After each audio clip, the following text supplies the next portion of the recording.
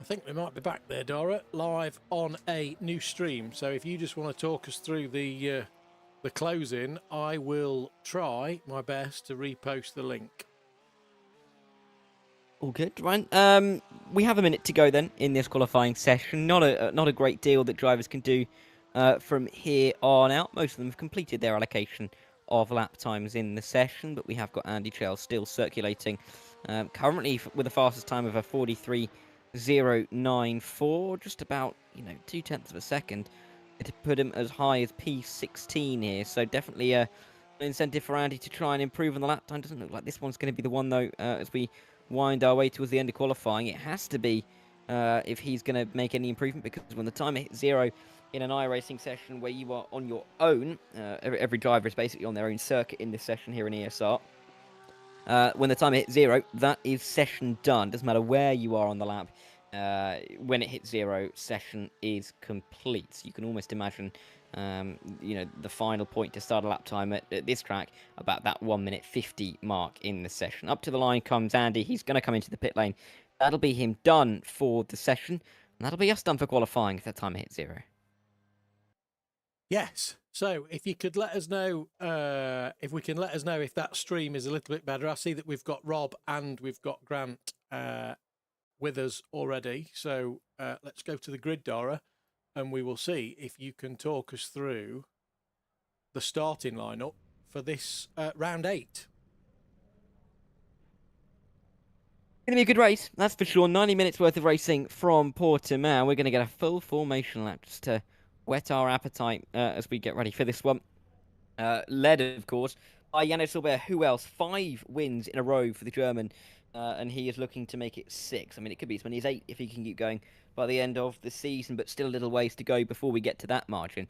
Gianni Terhar will line up alongside him on the front row, P2 for him, with Jaden Scotland and Will Saper, an all-British row 2 just in behind. But that top 3 very much is ahead of the rest. There's some 0.3 between 3rd and 4th. The same can't be said, though, for the next couple of rows. Matt Hoyland and Anton Kaler, of course, championship leader in the GT3, is hoping to hold on to that accolade today. And I say hold on because Yannis Abreu has been chipping away at it week after week for the past couple of months now. And today could be the day that he finally takes the championship advantage with him.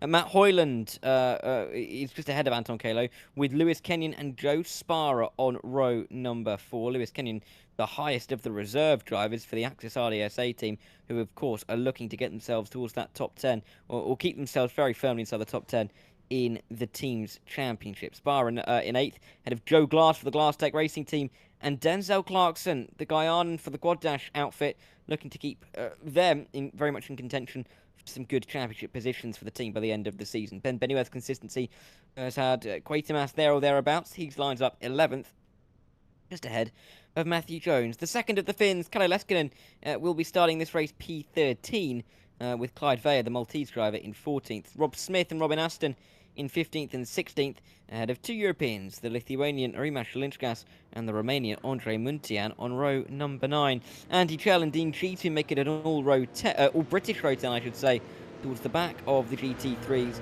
And there's, I believe, one more GT3 driver in the order when we are able to roll through. Thank you, James. Oh, there's not one more GT3. I was wrong. I had the wool pulled over my eyes. There's just the 20. But it means that actually, perfectly so, the first page was the GT3s. The second page is going to be the GT4s. Thomas Noakes and Luke Lucchese line up at the front of the field. Lucchese, of course, being a reserve for this race. He's looking to maybe arrive and rock up and maybe even win the race. William Humphrey, the GT4 specialist from ESR, lines up in P3. He's going to be looking to get the start on Thomas Noakes and Luke Lucchese and continue his really good form. Justin Alof, Ryan Stringer and Martin Kenyon, 3rd, 4th and 5th, ahead of Danish Marius Hibmer, who really performed well on Thursday night in the GT3 Championship. Let's see how we can do in the GT4. Bobby Moss, Chris Jennings, Stephen Donnelly round out the top 10 in class. Pedro Luis de Silva and Linus Pekovicius, an all-European row 6 in class for the Portuguese driver and the Lithuanian driver, ahead of Nick Stubber, the Dutchman. Ahead of, there is that GT3 of Tom Dart, who may line up 34th. We'll see where he starts the race. Niels Kula, the Axis Sensible entry, will line up in P35, so P15 in class, with Daniel Poole, Rob Gregg, Pete Paeva and Ian Chambers rounding out the 39 drivers that will take the start of this race. 21 GT3s, 18 GT4s, A lot of racing to go today, James.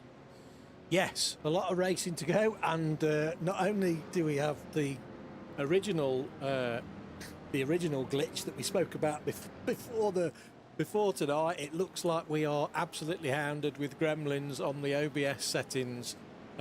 Again, all we can say is do apologise. We've downscaled the stream graphics to be able to try and pull that through. So, you know, bar a full reset of the whole system, you know, internet routers, etc., etc., we are going to have to live with what we've got at the moment. So we'll just keep our fingers crossed that this is not the hot weather causing the issue. But yeah, we're just going to have to go through it as best we can, Dara. And if it starts to glitch out, there's not really a lot else I can do from here while this is going on live, I'm afraid. Yeah, I'm in a very hot room myself. It's inescapable, isn't it, here in the UK, this kind of heat. We haven't really got that air conditioning that I think we could deal with indoors. And if your PC was requiring some air conditioning, sending it all the best. But there's only so much that we can all do for a broadcast like this. And it's going to be quite an intense one. Very hot on the circuit, you'd expect, with Albert and Terhart lining up across the front. That timer in the top left will reset to 1 hour and 30 minutes when we get this race underway, but we're just waiting for that pace car to pull into the pit lane and give Yannis Albert and Gianni Terhart the chance to get this race underway. Albert with the inside line towards turn 1, which is going to be so crucial, not just on lap 1, but all the way throughout this race. Can he control it? We'll wait and see. Noakes, of course, along with Lucchese, will be leading the GT4s. But here we go, 90 minutes worth of racing. 3 rounds to go in the championship, Drivers' Championships, Teams' Championships on the line as well. It really is all to play for. And here at Portimao, we are ready to go racing. 90 minutes on the clock. Before the drivers, they're waiting such a long hold, but we're racing now, and down on the Algarve, it's been a good start for Yannis Albert. Will Soper looking to get a good launch as well. He's ahead of Jacob Scott, with maybe Soper going around the outside of Terhart towards the opening turn.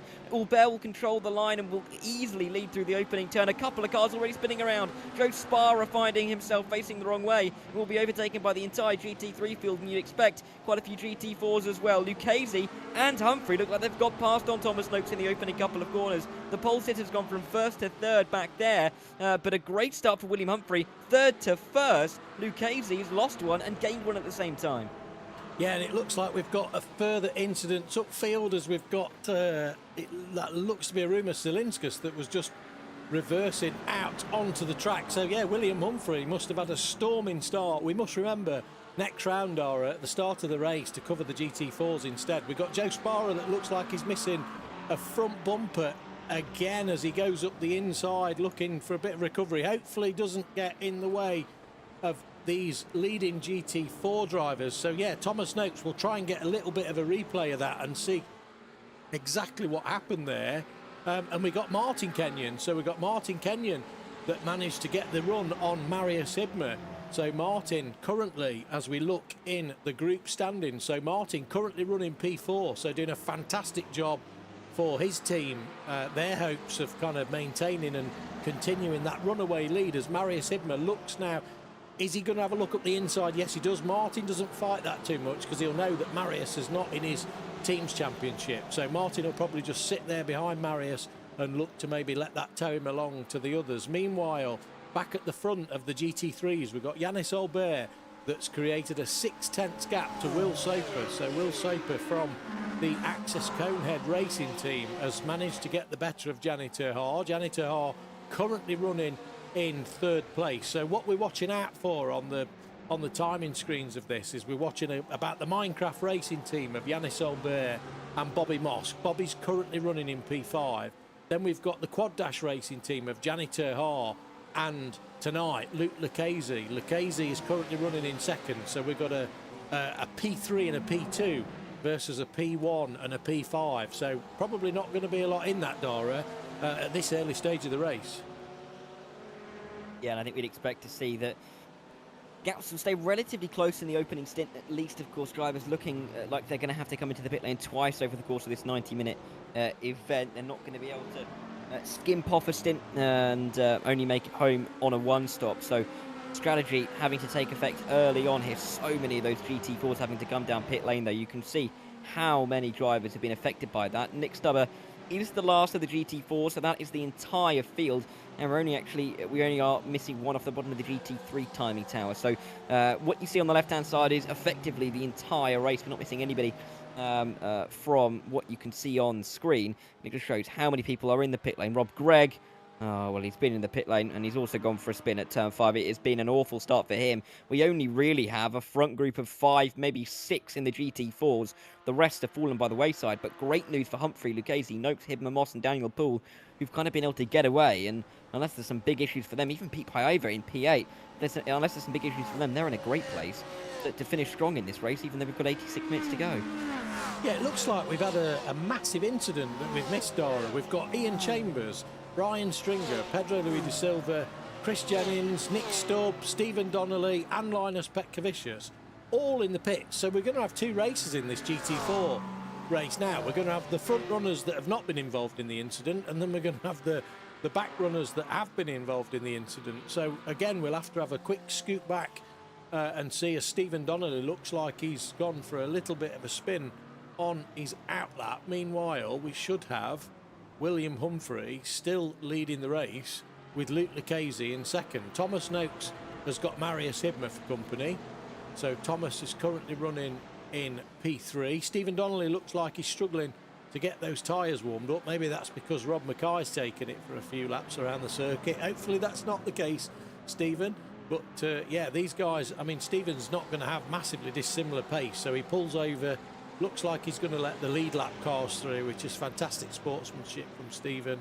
And then, yeah, Bobby Moss just on the back of this in P5. So he'll be kind of hopeful, I think. He'll be hopeful to get stuck up a little bit further up the order there and get onto the back of Marius Hibner. So he's currently 1.5 seconds behind Marius.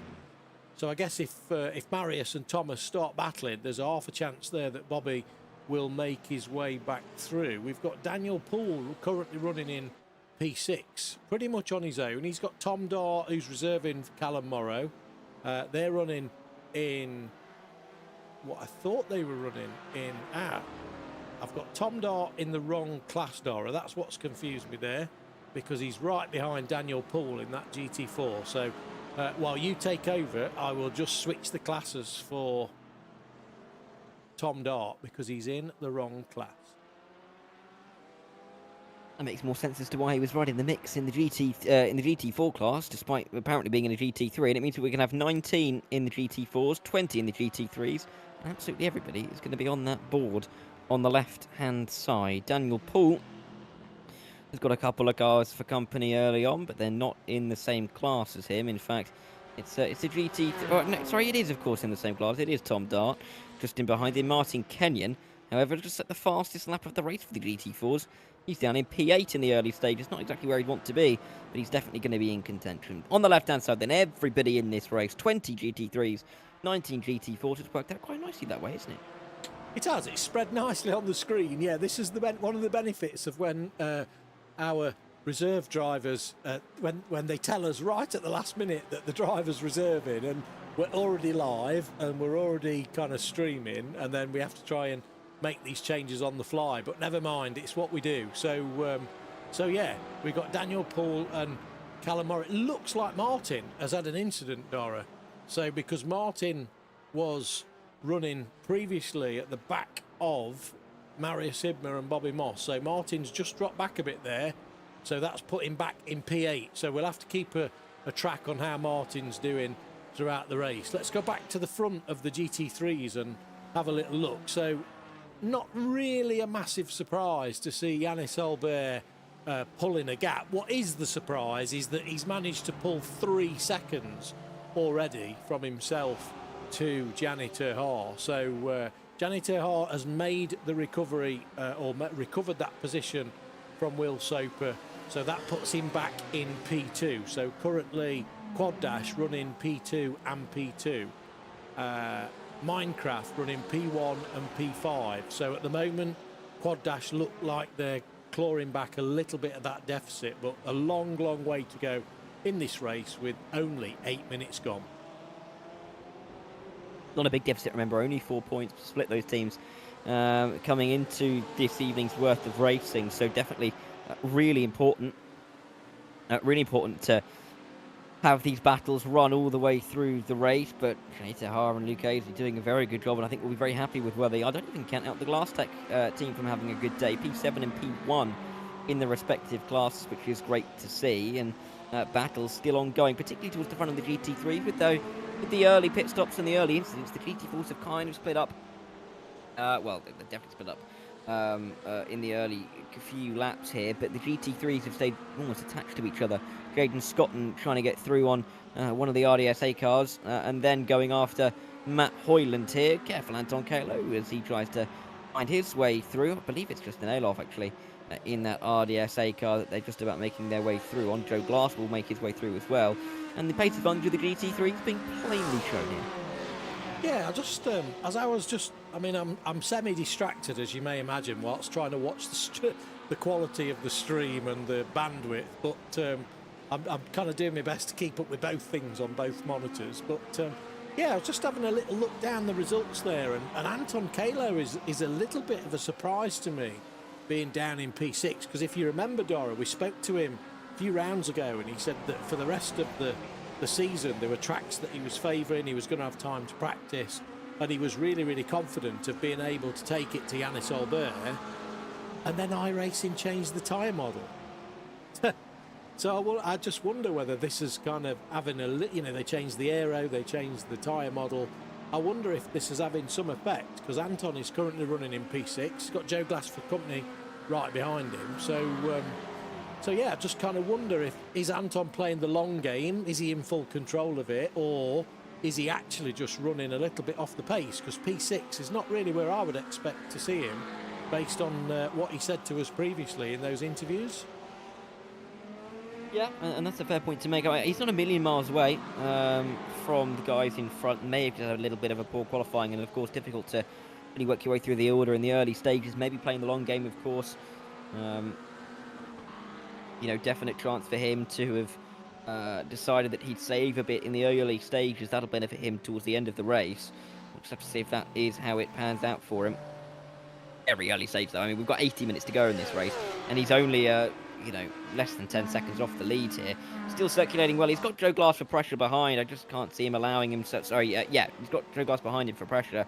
I just can't see him allowing himself to get involved in that kind of battle. With Joe Glass, would maybe put his foot down a bit more if he needed to, because he's definitely got the pace underneath him, doesn't he? He does. If he's had time to get the practice in, for definite, he does. The other thing that we didn't mention as well, Dara, is that we're on the 60% fuel limit, aren't we, for tonight? So these drivers have got to manage that fuel load a little bit as well. So I think, if I remember correctly, was 60% taking us to about 40... Was it about 40 minutes in? I think it was maybe that. I think it was more like 35. Okay. I think the latest that we saw pit stops in a couple of the other 90 minutes was that 15-20 minute mark, which would be after 70-75 minutes. So I think it's about that 35 minute mark. We'll have to see how far teams and drivers can stretch this, but absolutely, it's not going to be a cruise for them, and they're going to want to manage the paces or the stints to make sure that they have the best chance at shortening off the time they spend in pit lane, which is a crucial factor in these races, isn't it? It is. It looks like Luke Lucchese is just kind of hanging on to the back of William Humphrey. It looks like William's got a few kind of flashing issues as well, so hopefully his connectivity is somewhat better than mine this evening, and he manages to not, or none of the Humphrey family managed to turn the router off, that's for sure. So as Luke looks to go around the outside of Nick Stubb, and Nick not making that easy for Luke at all, but Luke gets the job done. So sister teams there, bit of team tactics I think coming into play, but Luke gets past Nick, and that's him through. And Thomas Noakes as well. Thomas looks like he's nicely closing that gap down to the front too. So again, we could see in the pit stop window, we could see, as long as these drivers are all close together, we could quite easily see that some of them have been doing a little bit of fuel saving, and might result in them being in the pits a little bit less. So let's have a little look further downfield. So here we got Bobby Moss chasing down Marius Hibmer. So Marius worked his way up to P4. So I would imagine, knowing Marius, he had a fantastic win at Daytona in the GT3 Championship on Thursday evening. So I would imagine that Marius is a bit disappointed not to be right running up the front there with Humphrey, Lucchese and Noakes, but still early days, and if he does get up there, he might be able to tow Bobby Moss with him, which the Minecraft Racing team will be more than happy about. And then behind Bobby, albeit not on track, but in position, we've got Martin Kenyon that's now back up to P6.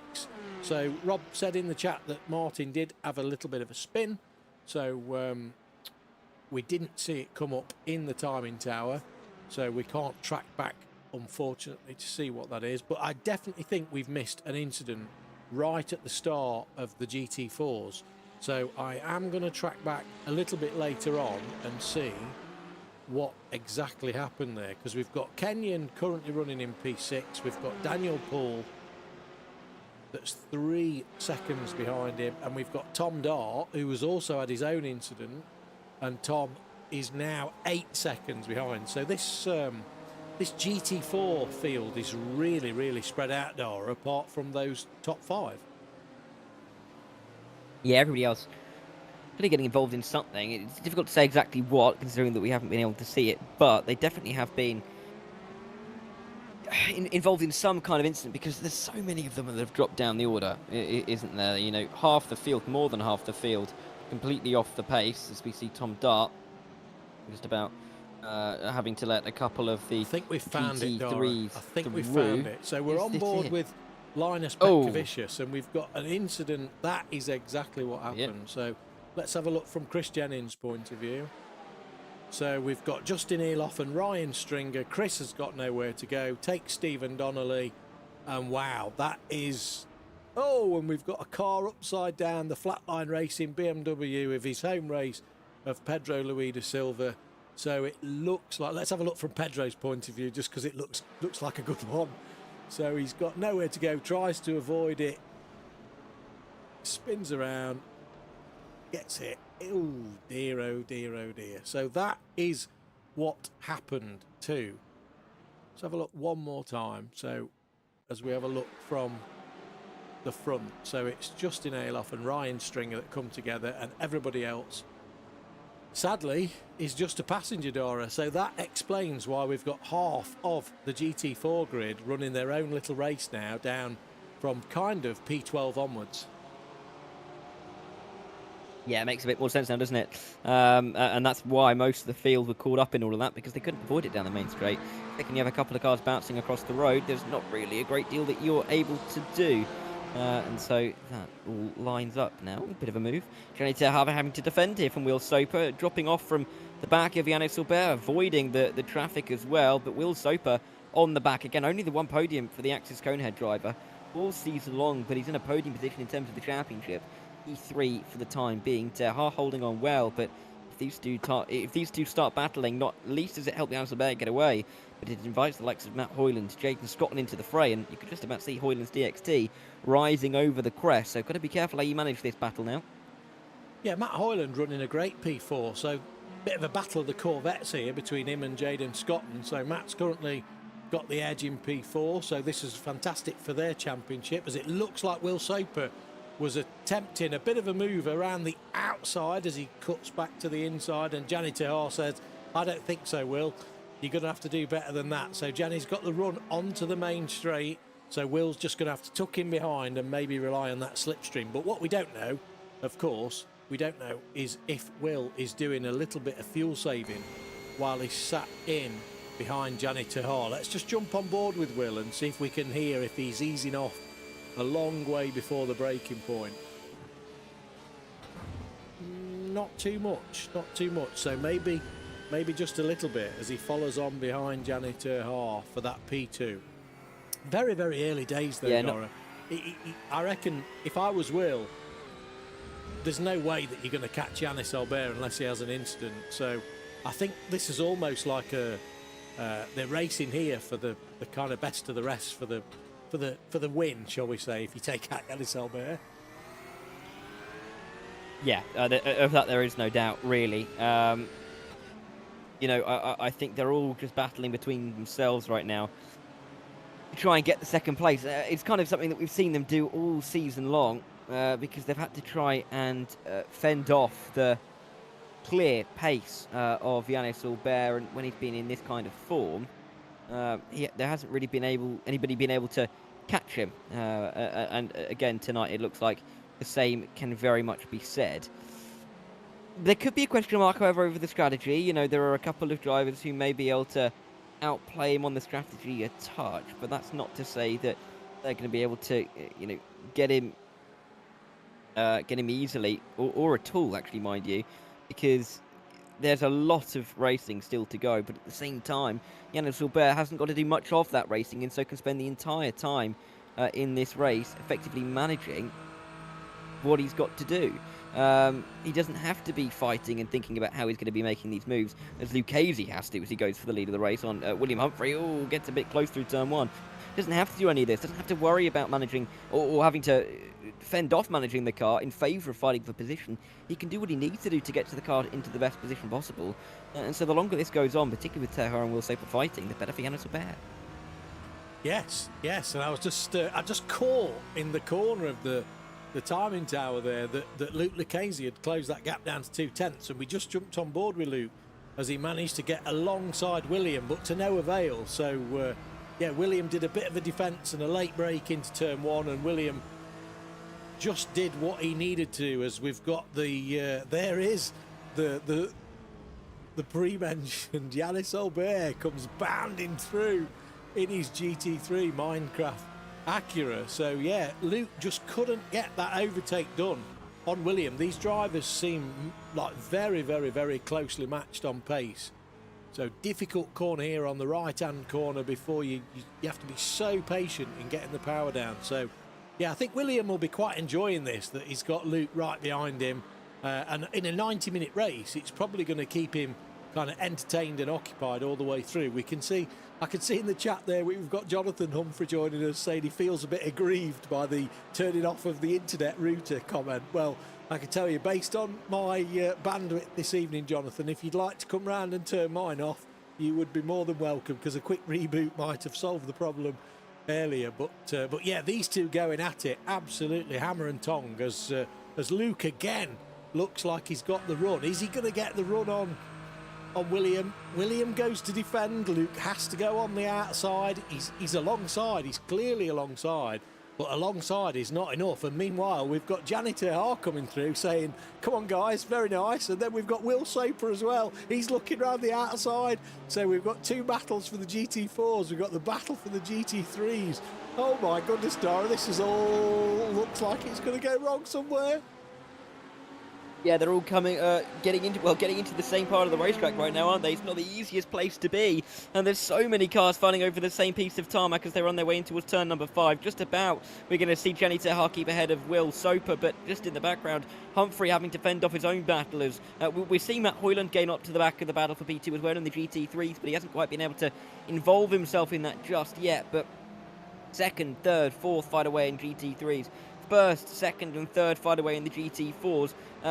Realistically, 7 of the top runners in this race, all on the same part of the circuit, and all fighting over some really crucial points, particularly at this stage of the season. And even early on into this race, we're only 22 minutes or so through. I know, I'm going to run out of water. So yeah, I think that was mad, wasn't it? Like 2 battles on track coming together at exactly the same corner. And I think actually the big kind of winner in that was William Humphrey to some degree, because he got through unscathed, and now Luke has got that job to do again to try and get on the back of him. So that's just put 7 tenths, I think it was 8 tenths at one point, and they've also managed to clear Thomas Noakes as well. So that gap is 1.4 seconds back to Thomas Noakes, who has his teammate Anton Kalo coming through, and Anton Kalo has got Joe Glass, still got Joe Glass for company, and Joe Glass says, hang on, I'm going to have a go, come on, and looks to go around the outside. He's got the run as Anton sweeps through. Oh, we've got Ben Bennyworth flashing the lights. He says, I'm coming through as well. So yeah, as Anton Kalo works his way through. So he's past Luke Lucchese. William will be in chat with Joe, so that he'll know whereabouts he is on track. As Joe looks to get around the outside, he's got the run. No, Anton Kalo works his way through. Joe's going to work his way through. Williams not going to fight that at all. And Joe looks to be on the inside. He gets the job done on the inside. Who's going to get the acceleration out of the corner? Joe's got the overtake done. So what an opportune moment that was. Joe Glass up into P6. Yeah, and looking to try and keep himself there with the competition from behind. Caleb Bennyworth, the first time I think I've seen Ben Bennyworth not running in P7 all season long, and he's in P8. He's just been consistently there or thereabouts. Really impressive to watch all season long. I think he's going to be really up for this battle. Kalle Eskinen as well.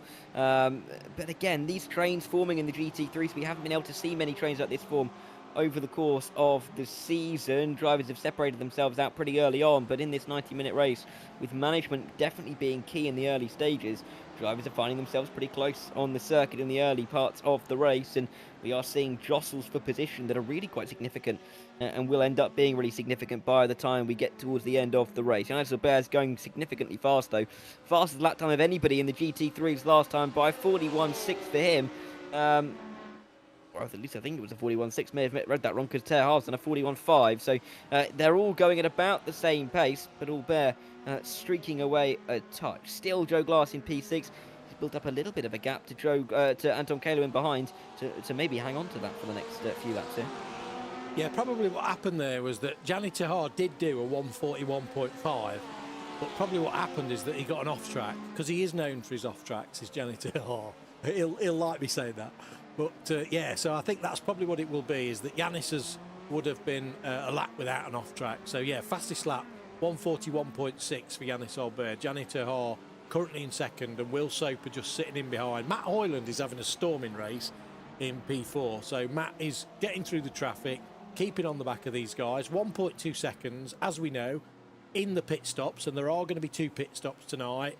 That is very, very easy to recover if you've been fuel saving. I seem to remember, and I don't know why, but I seem to remember that Matt told us that he had to go all out and couldn't fuel save to stay on the back of these guys last time. So it'd be interesting to see whether that is the case. Maybe his engineer can confirm to us in the stream chat if that is the case. What we do need to do is we need to have a quick switch back to that GT4 battle. So we've got William Humphrey, who has managed to pull out a 2.2 second lead on Luke Lucchese. So the traffic has certainly not been kind to Luke. Luke's still got Thomas Noakes within a second behind him, and Marius Hibmer is 3.5 seconds behind Thomas Noakes. So it looks to me, Dara, like this GT3 traffic that's working its way through has actually had the effect of splitting up this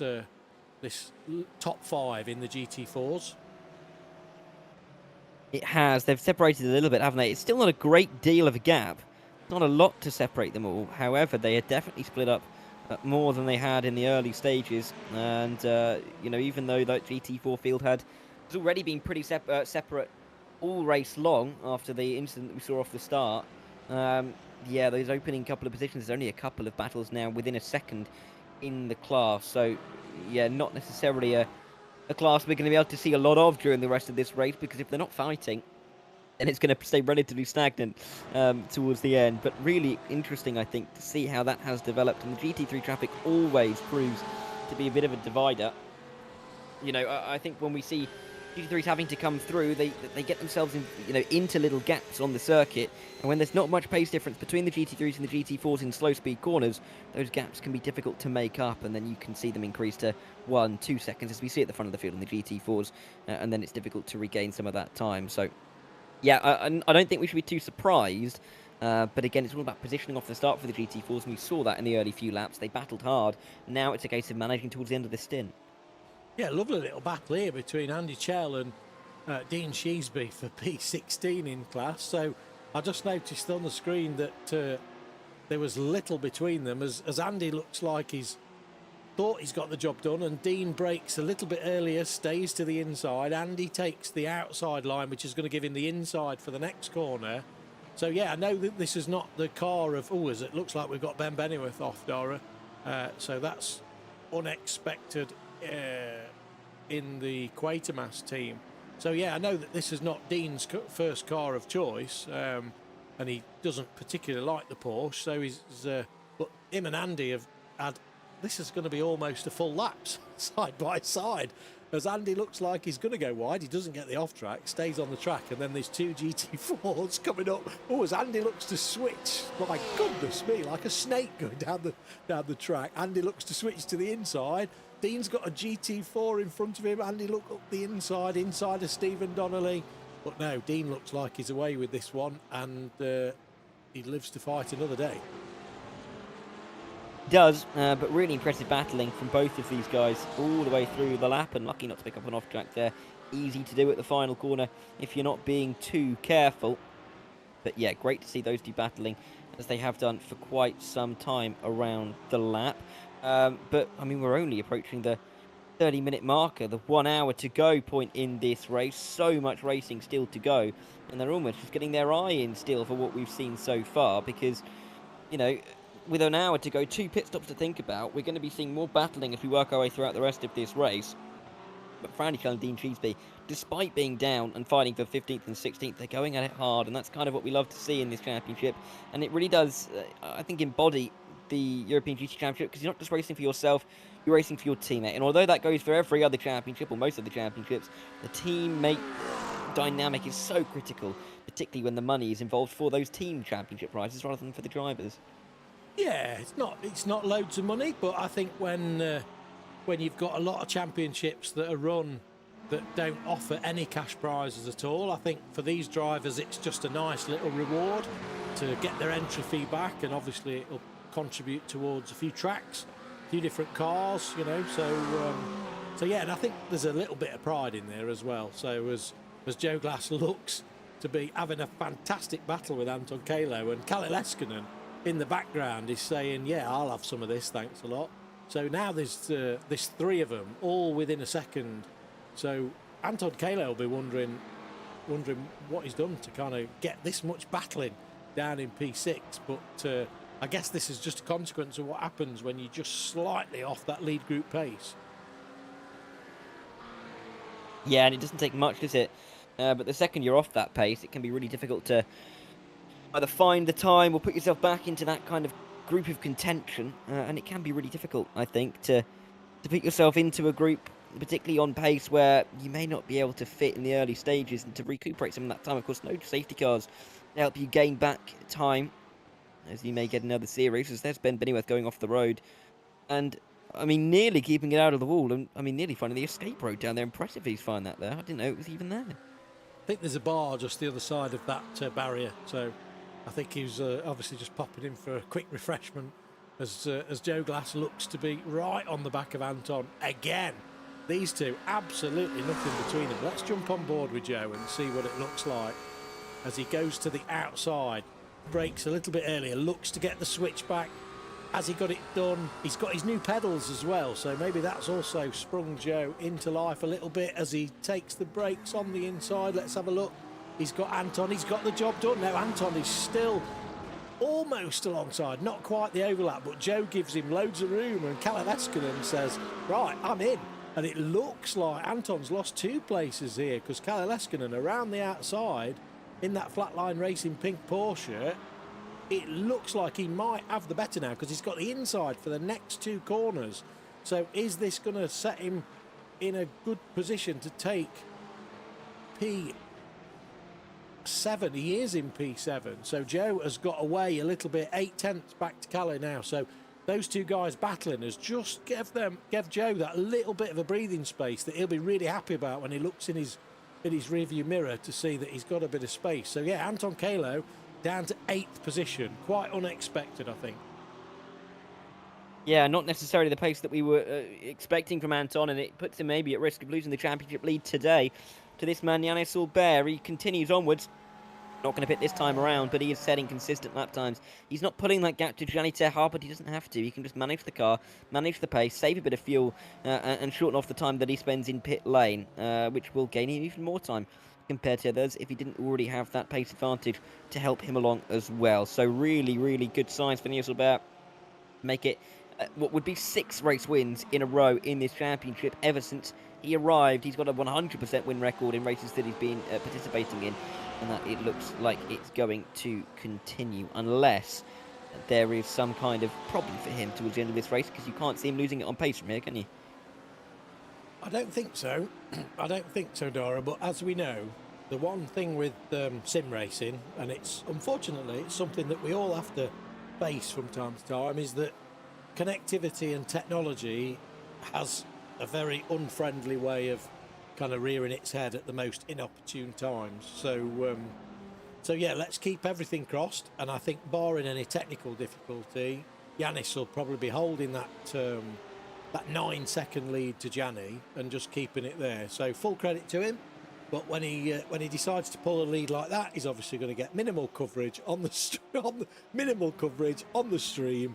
So next time he might want to keep it a bit closer, Yanis, as we've got there's not a lot closer than these two on battling, which is Gianni Tahar and Will Soper. So these two are having a right battle, and I've got a funny feeling that this one is going to go like this all of the race. So with 35 minutes gone, and my goodness me, some of these drivers, Dor, I mean, to say that this is and Gianni Tahar peels into the pits, to say that this is a 90-minute race, it's been really, really frantic racing so far. It has, and we're at that first pit stop phase now. Clearly, 35 minutes, just about that, have gone, and we are seeing the likes of Albert, Terhar, Hoyland, Scotland into the pit lane, Martin Kenny and Bobby Moss in the GT4s as well.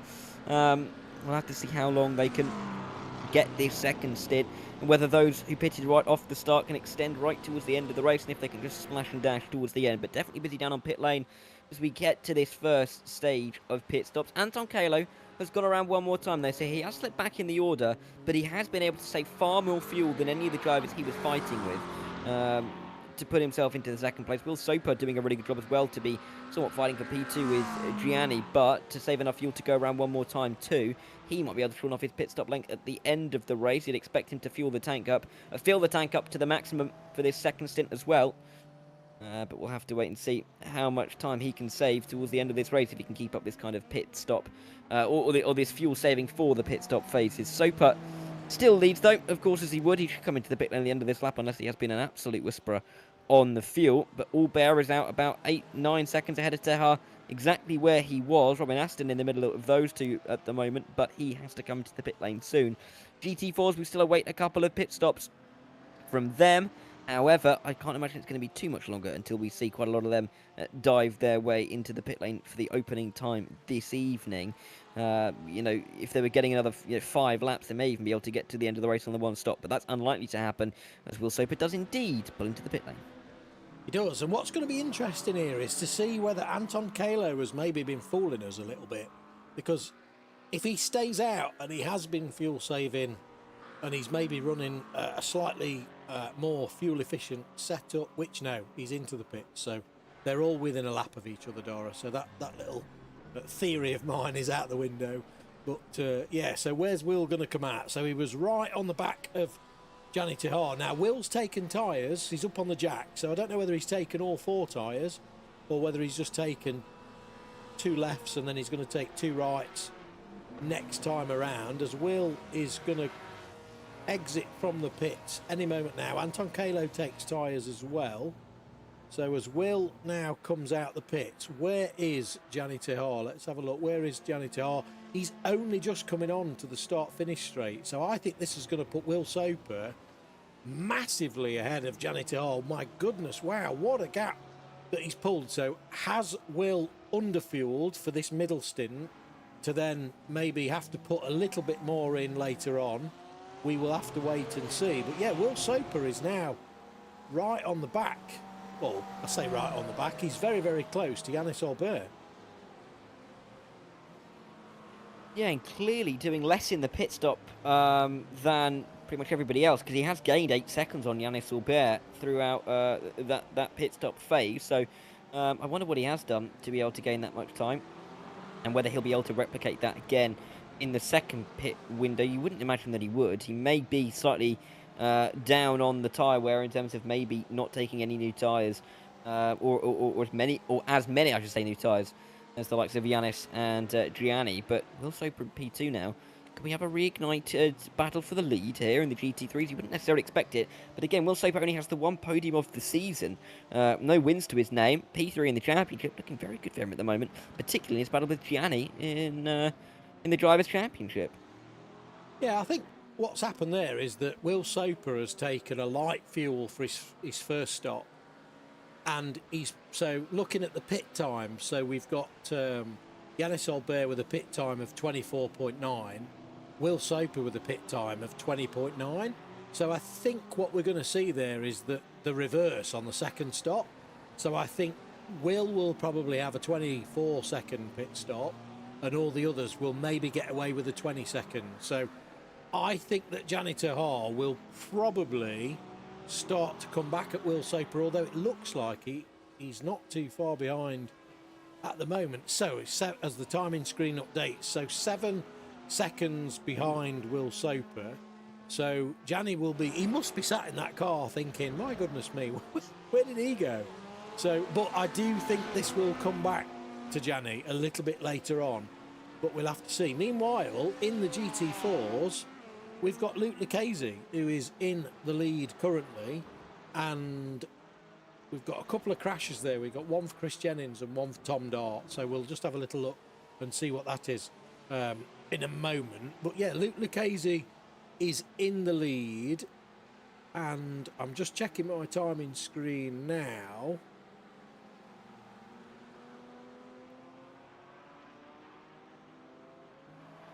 Pit count. It looks like Luke's been in. So we've got William Humphrey. Something's happened because William Humphrey was stationary in the pits for 1 minute 15. So something has happened to William Humphrey that we have missed on stream that has caused. I mean, there may have been light damage on that car. Yeah, well, they all get one fast repair, so that's true. The fast repair should have just corrected that straight away. I'm seeing William enter the pits on the timing screen. And then he's just had a really long pit time. Now, I wonder if Williams changed all 4 tyres and that's why his pit time is... But that's massively longer, 1 minute 15. So yeah, there must be an issue there. So we don't know what that is. That promotes Thomas Noakes into P2. And then we've also got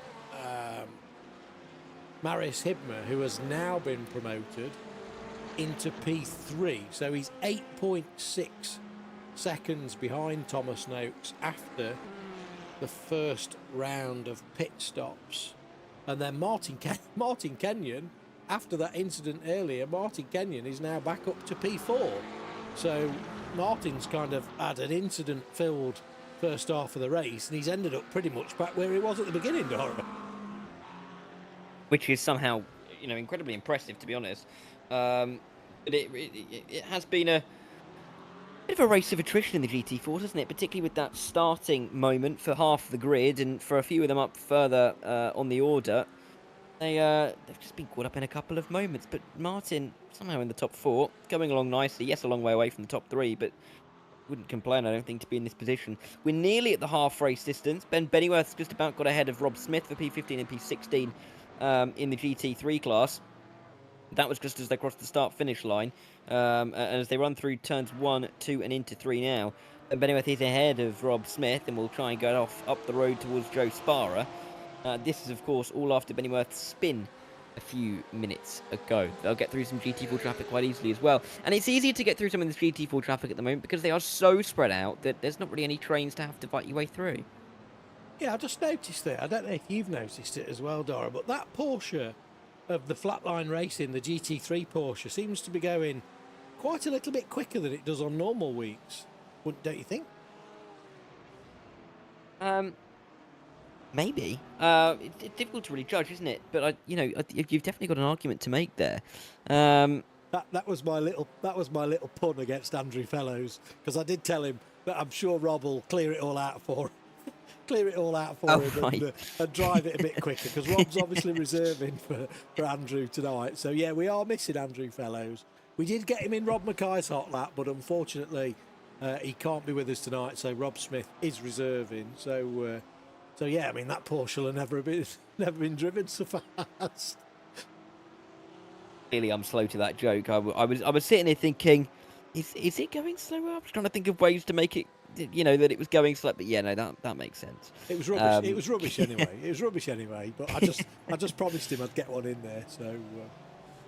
So there it was. Matthew Jones, meanwhile, P11. So he's just off the back. Clyde Veyer. We've not seen much of Clyde Veyer, have we, in the race so far? That's probably because we've not caught him on stream and he's not been in any really close battles. But Clyde is currently running in P10. He's 1.3 seconds behind Denzel Clarkson. So not a bad result. He's in the top half of the field for the GT3 class. So hopefully that will continue and he'll be able to bring home a good result. We've got Joe Sparrow that's just working his way through on a bit of a recovery mission. He's had that front bumper put back on in his nice new non-EGTC livery, and of course he'll say that's because I need to refresh trading paints, which I'm not going to do at this late stage after it took Joe Glass about 2 days for him to get his back sorted out. But yeah, and then we've got Dean Sheesby in P17 for the Moonshiners Racing Club, so he's managed to stay the better of Andy Chell, and he's got Lewis Kenyon right behind him, who is reserving for Josh Cowan. So these having a little bit of a battle down in the lower half of the GT3 class. We've got Andre Muntean, who sadly is out. So unfortunate for him. I think I may have seen an incident on the final corner when we were in the pits. And I thought I saw an NSX just wildly disappearing off to our stage right. So we'll have to wait and see what happened there when we speak to Andre a little bit later. And then in the GT4s, we've got Luke Lucchese that we don't know what's happened to William Humphrey, but he's working his way back through. So Luke Lucchese deputising for Tristan Engelstadt tonight in that quad dash race in GT4 Porsche. So he's got a 5.4 second lead over Thomas Noakes. So this is going to be fantastic for the quad dash Teams Championship. Thomas Noakes scoring well for the MK Simsport team, and he's got Marius Hibmer from Flatline Racing Green, who is 10 seconds behind, and Martin Kenyon running in fourth. So a very mixed field. The closest battle we've got in the GT4s is currently Nils Kooler, who Nils is running in 10th place, and he's just behind Tom Dart, who is reserving for Callum Morrow. Yeah, there's a few drivers that are in for others this week, isn't there? I think probably one of the races with the most reserves that we've seen so far this season. Drivers, they'll be having a couple of things to do on a hot summer's day as it is today.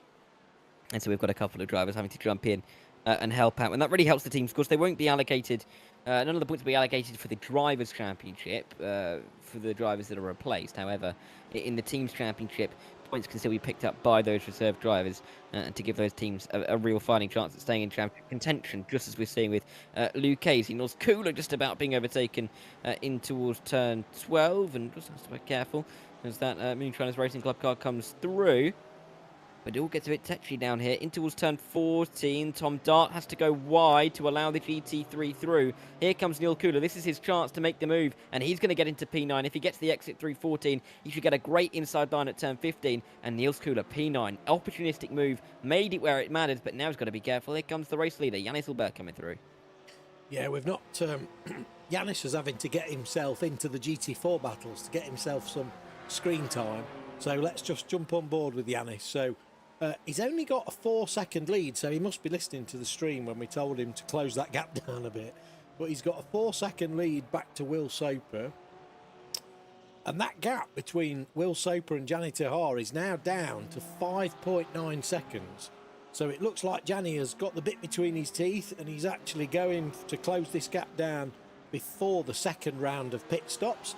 I seem to remember last time, Dara, that all of this was kind of unfolding before us, and then it was almost like in the last 25 minutes after that second round of pit stops, it just closes the pack right back up again, and we get to actually see where the drivers are and who they're battling on track.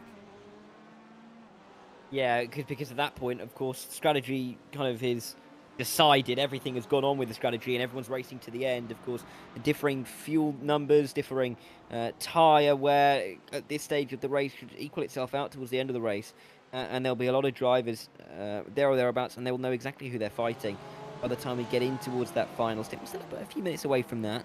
I'd say we're probably about, what, 12, 15 minutes away from that, maybe 20, depending on how far some of these drivers can go on their second stints, maybe even a bit longer if they've been able to save. But difficult, really, to judge where you're on the circuit, and that's kind of, really demonstrated well in that Will Soapy Anselberg, Gianni Terhar conversation, because Soper, of course, had that shorter pit stop time, but he's losing time in this stint, which suggests that he probably didn't take as many tyres as the others did in their stints, which should equal itself out by the time we get towards that final part of the race. So differing conversations to be had at this stage of the race, but we've only got that one battle on the circuit, which may be done. Justin Alof ahead of Daniel Poole now in the GT4, so P7 and P8. They've just exchanged positions, and that may be that battle sorted if Daniel Poole can't come back at Justin Alof, and at that point it'll be very few and far between in terms of the battles, because we're in this middle phase of the race, and we've seen it already, as you mentioned this season. By the end of the race, they come together. But this is such a part of the race where you're looking at the others and trying to work out what they're doing to benefit you towards the end of the race. Yeah, I think some of the gaps that close up and elongate between the likes of Gianni Terhar and Will Soper is to do with traffic and how many cars they're overtaking. Because if you have a look now, we're back to 7.6 seconds, the gap between Gianni Terhar and Will Soper. So I still think that there's going to be a 5-second difference in that second pit stop. Obviously, I'm going to get proven wrong, and I don't know what I'm talking about, but I still have a kind of hunch that pit stop for Gianni Terhar is going to be somewhat quicker on the second stint than it is for Will Soper. But this is a great little battle going on between the two Porsches of Joe Glass and Kalle Leskinen. So I think Kalle was absent or didn't attend for the last race, so he's come back with fighting spirit here, taking it to Joe Glass. I'm fairly sure that Joe's got his new pedals that he's been getting used to. I think he's been telling us, a few people in the chat, that he'd got the new pedals and he was looking forward to kind of getting used to them. So on this performance P6, he'll definitely be looking to capitalise on those, and if he can bring home a P6 in the GT3s, that'll be a very good result for him. And his teammate, meanwhile, William Humphrey, is up to P5. It's going to be interesting, Dara, to see with such a long pit stop, what does that mean for William's second pit stop? Presumably, because he could have only have filled the car to 60% in any case. So I guess that his pit stop in the second stint is going to be pretty much the same as everyone else's in their first stint. You'd think. It's difficult to judge, isn't it? I think we're going to get a lot of answers by the time we get to this second pit stop window, aren't we? And a lot of drivers who feel like they're out of position very easily could find themselves in a better position by the time the strategy just kind of sorts itself out, right? However, Humphrey's one of them, of course, dropping down the order after that poor opening stop. Will be looking to get himself back towards at least the podium. I think he'd expect himself towards the end of this race. And for him and the Glass Tech team of himself and Joe Glass, a sixth and a fifth isn't really what they need. Joe really doing well in this race. He's struggled a little bit more than William in his respective class over the course of the season, but I think both drivers and us up here kind of expected that with the form that Williams has shown in a GT4 over the past year at this point in ESR. But William will be looking to try and improve up towards P4, maybe P3 if he can by the end of this race, but he's got to close some 17 seconds to get to the podium and clear Martin Kenyon as well, which is far easier said than done. But of 3 battles within a second on the track, 2 of them involve the Glass Tech drivers. Yeah, we'll jump on board with William as he closes down Martin Kenyon. So this is currently the closest battle that we've got in the GT4s. We've got 37 minutes to go. So we've got a nice little bit of time, I think, before the pit stops start again. We're thinking that the probably another 10 minutes before the pit stops maybe. So William, you have to assume that William will get past Martin at some point. We'll stay on board with him to see exactly how he's going to do it. Martin, of course, is under no obligation to let William through, so you know, Martin will be fighting in class, although it looks like William goes to the inside. You know, Martin says, well, we'll give it a little go, as they just touch bang doors coming out, but Martin knows that William's got the race winning pace. So yeah, sensible driving from Martin Kenyon there, and that's probably what's helping earn him this consistency. There's no point fighting somebody in the Teams Championship that's in the Pro Teams Championship when Martin's running in the Pro-Am Teams Championship. But yeah, good bit of overtaking there from William Humphrey, and that brings him back now to P4. He is 17 seconds behind Marius Hibmer, so we'll just keep an eye on that gap and see if that starts to close down. I mean, he's going to have to put some pace in with only 36 minutes remaining to try and get himself back on that podium, Dara. Yeah, and that's going to be the objective, isn't it? To get to the podium, and he's got a clear goal now because he's got nobody between himself and that target. It is a long way to go, though. It's 17 seconds in 36 minutes. You're looking to try and nearly gain a full percent of the rest of the time here, which means going a percent faster at every single point in every single second around this circuit, which is far easier said than done. But if anybody can, William Humphrey can, and Marius Hibmer, if a couple of mistakes creep in, could be under pressure. But I think we really have to talk about Luke Lucchese in all of this, because he has arrived tonight, jumping in late last minute of the Quad Dash Racing team, and has just delivered, hasn't he? 6 seconds of an advantage that he has in the lead of the race, ahead of Thomas Noakes, who's been a really good performer in the last couple of races. But yeah, but for Luke, he's just got out in front and really looks calm and consistent and impermeable towards the front of the field. Done a really good job tonight.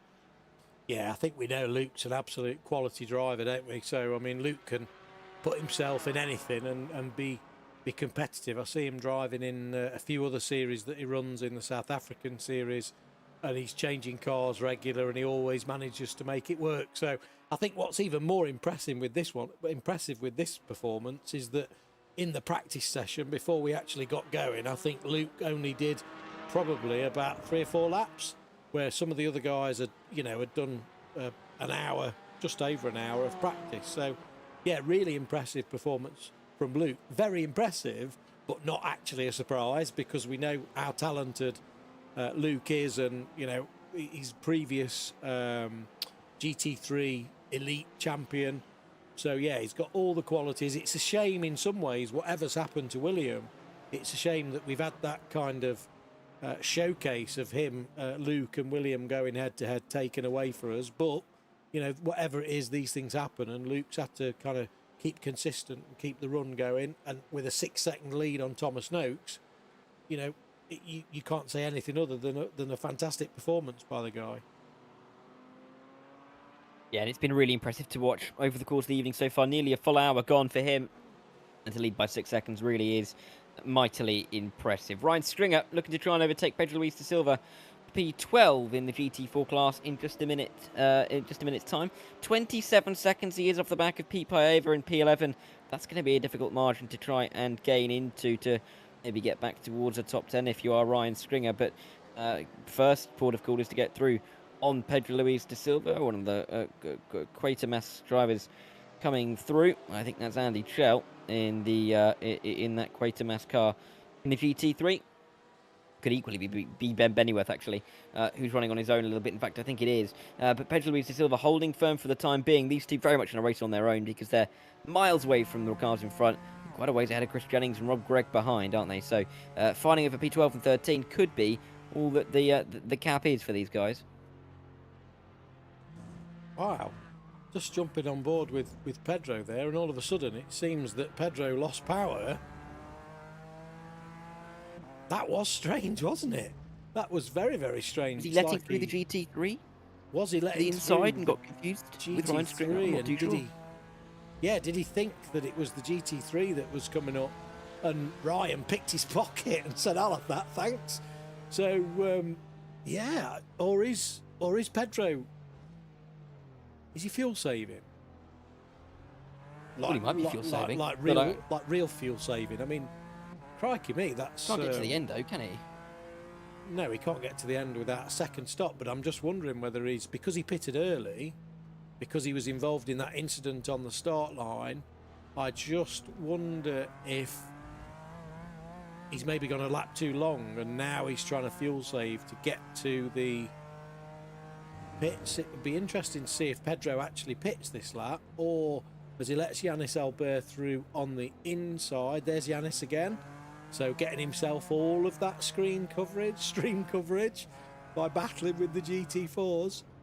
Yeah, is Pedro going to come in? That's the question, because that was a very extreme bit of fuel saving there. Let's see. I don't think Pedro will be too happy with this tonight, because being involved in that incident, nothing to do with himself, and it's his home round as well, the Portuguese driver. So I know he's hoping for good results tonight, but I guess sometimes you just can't plan these things. You get your best results at the most unexpected rounds, and the ones that you think you're going to do well at, you don't do as well at. And he doesn't know, he stays out, so it can't be fuel saving. So yeah, maybe you were right, Dara. Maybe he just misjudged that and thought it was a GT3 car.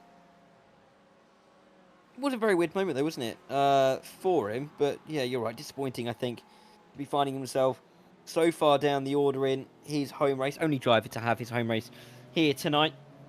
Only Portuguese driver on the field, therefore. So he'll be disappointed. He'll approach that final stint. I mean, on the fuel saving, we're just over half an hour to go. If you pitted now, you'd easily get to the end. So I don't know why he would be fuel saving, because if he pitted now, he'd be fine. He wouldn't have to pit for a splash and dash towards the end of the race. He can't be going to the end of this race, can he? Surely. Because he, stint length's about 35 minutes tops, and he will have to then run well over 40. It's pretty much impossible. So, yeah, a little bit confusing, but hey, he's now running in P13. May have to try and keep Chris Jennings behind if Jennings gets to the back of him.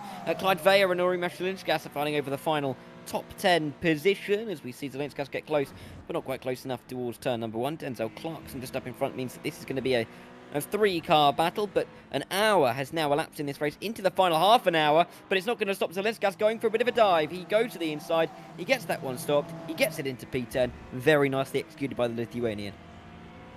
Yeah, lovely move there, lovely move. Just managed to catch that on stream, which he'll be quite pleased about. I think Arumas was involved in an early incident as well that unfortunately that we missed. I mean, these races are very, very chaotic, as you can imagine, at the start of a stream. But yeah, Clyde Veyer still running in P11 for the Rage Against the Game esports diamond team. So not a bad result for Clyde, but I think he'll be looking, as Zelinskas just gets a massive snake on as he comes out of that turn 8 up the rise of the crest there, and Clyde says, yeah, we're back in this. So again, tyres could start to play their part in this, as Zelinskas has got Denzel Clarkson right in front of him. So this is actually a 3-car battle, Dara, for what would be P9.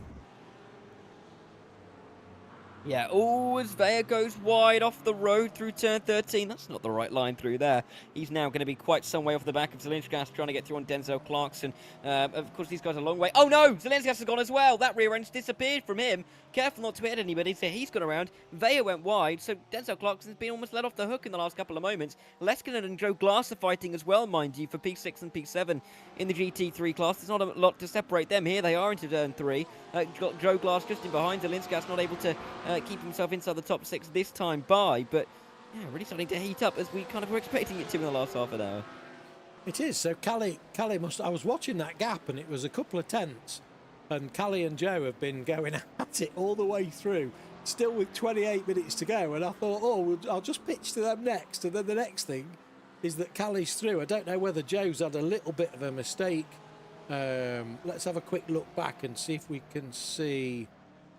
if we can find where Calais got the job done on Joe, and it doesn't look like we can. So that's, yeah, so we're not going to be able to track back that through because it's not been recorded in the timing log. So I think we're having a little bit of a glitchy timing log. No, we're not. All user error, of course, as per normal. There we go. So Joe goes a little bit wide, struggles for traction, and Calais comes up the inside and gets the job done. So that was the overtake there. Yeah, nicely done in the end.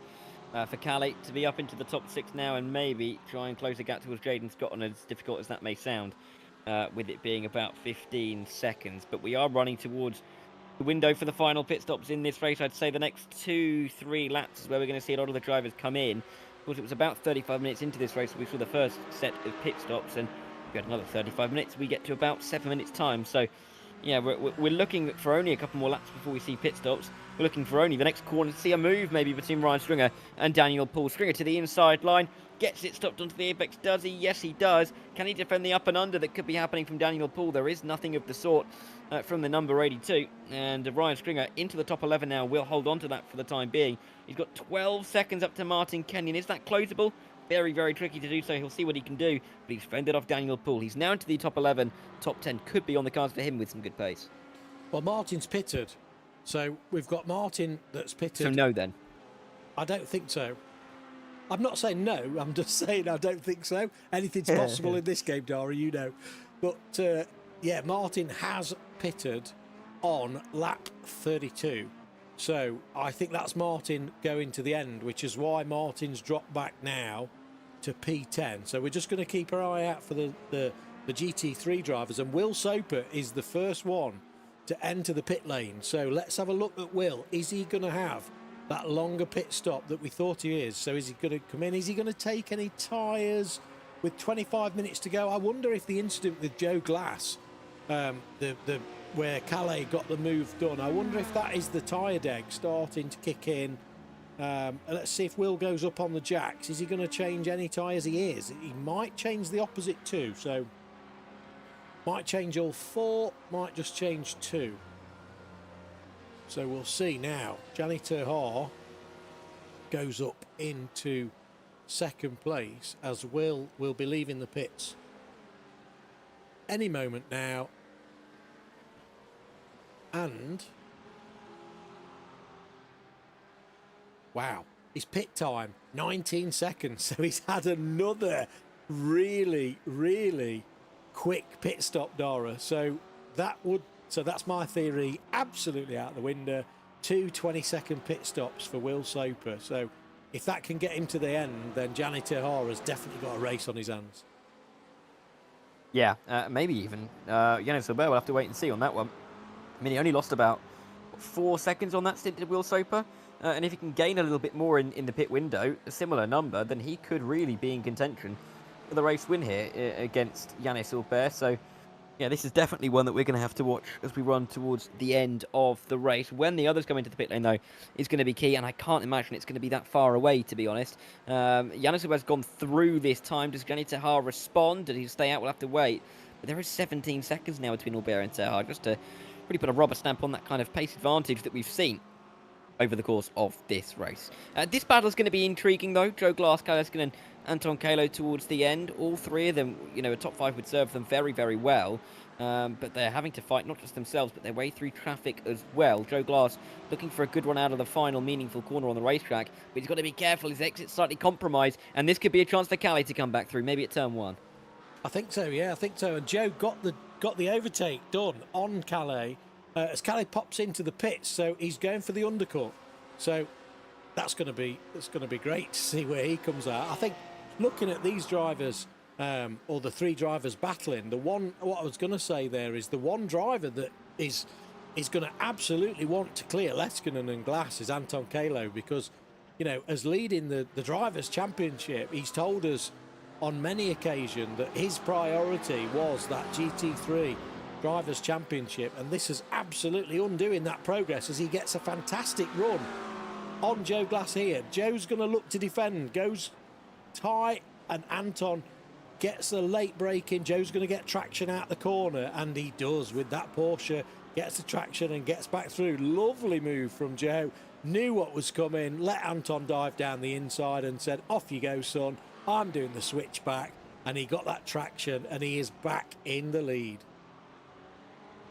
Yeah, beautifully done now from him, and he's going to have a good chance now getting himself back into a really good position for this race. Oh, Bear's got around again, you know, so he's staying out at least one more time. Very early pit stop maybe then from Will Soper. He's got a comfortable gap behind him and a long way up to these guys in front as well. Really intriguing, I think, to see how that battle will end up developing for the lead of the race with that clearly very early pit stop from Yanis. Gianni continues as well.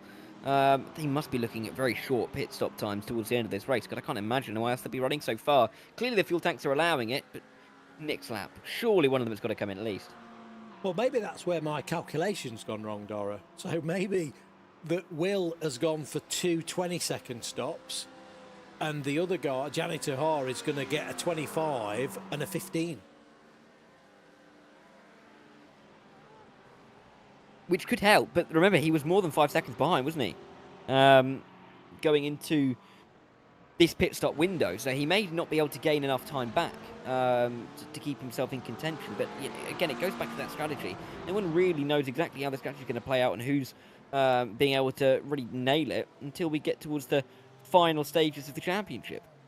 Sorry, of the race, I should say, as we are in the final stages of the championship now, with only 2 races to go at the end of this one.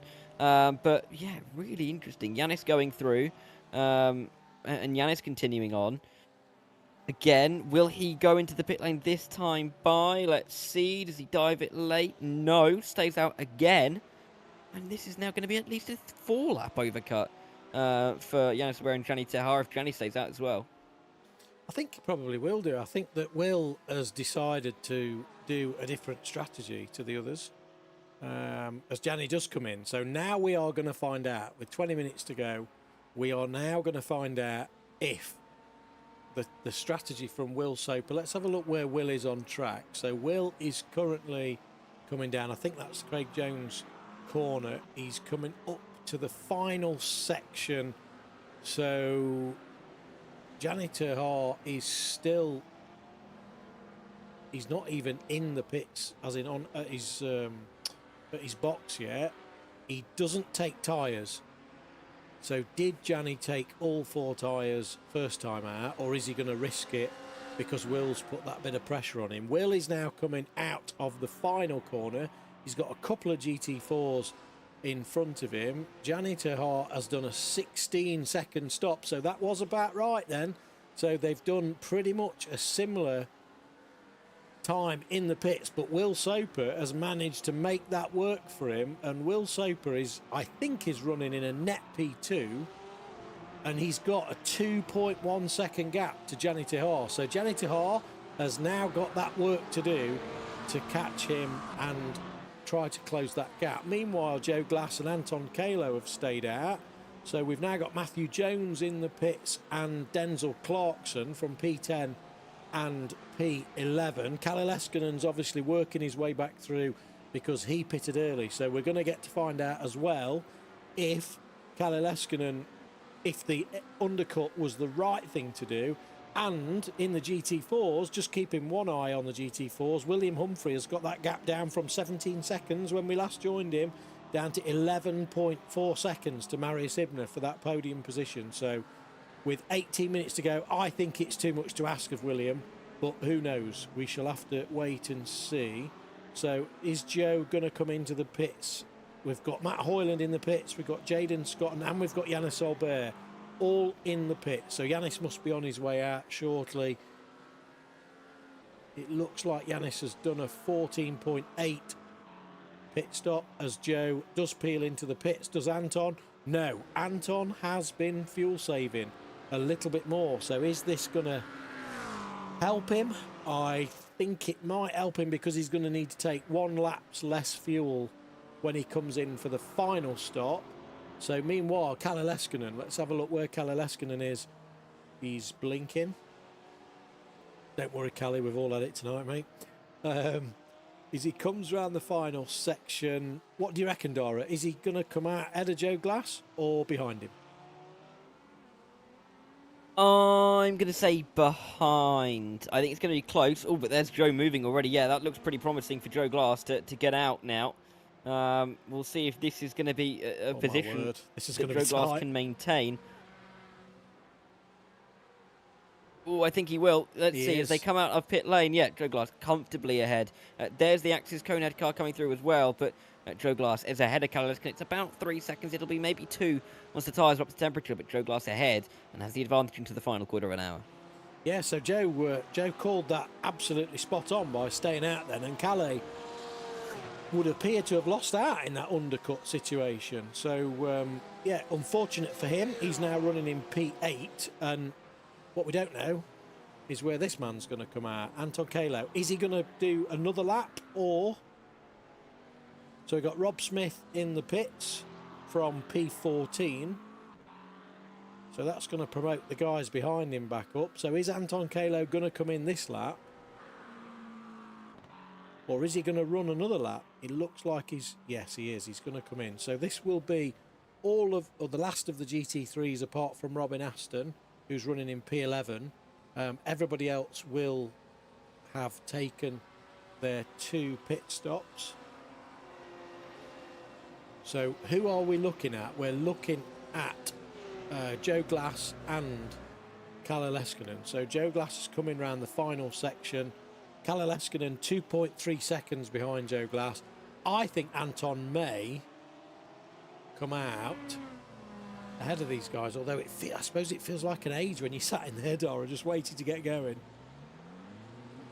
Yeah, it is, isn't it? And you're just waiting to be able to be released back into the race and to try and find out where you are in comparison to everybody else around you. There is Glass and Leskinen going towards turn 1. Anton has made sure he's ahead of both of them, and he will stay into P6 now, and he looks like he should be comfortable there towards the end of this race. Too much to catch Jaden Scotton, but he looks like he's got a good handle on that battle.